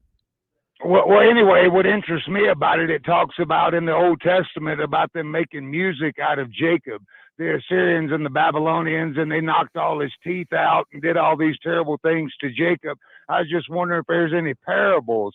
And also it talks about the woes of Jacob in the book of Revelations. And if you get up at like 3:30, 4 o'clock in the morning, you can watch the morning star come up, which that's Jesus saying he is the bright and morning star, the root and the offspring of David. It's out there every morning.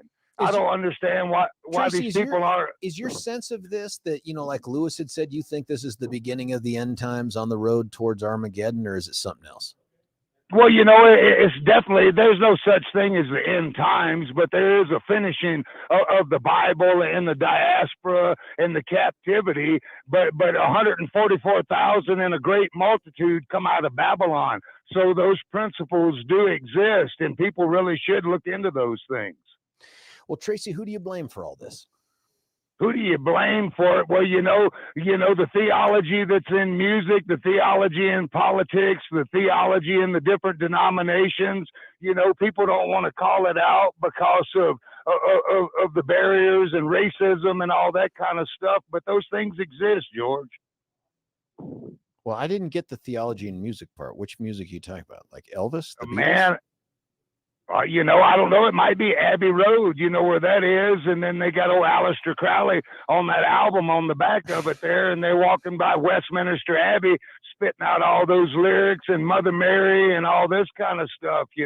I mean, it's pretty detailed if you really think about it. And old Ozzy Osbourne over there, he's at the synagogue too with his little beanie on his head too.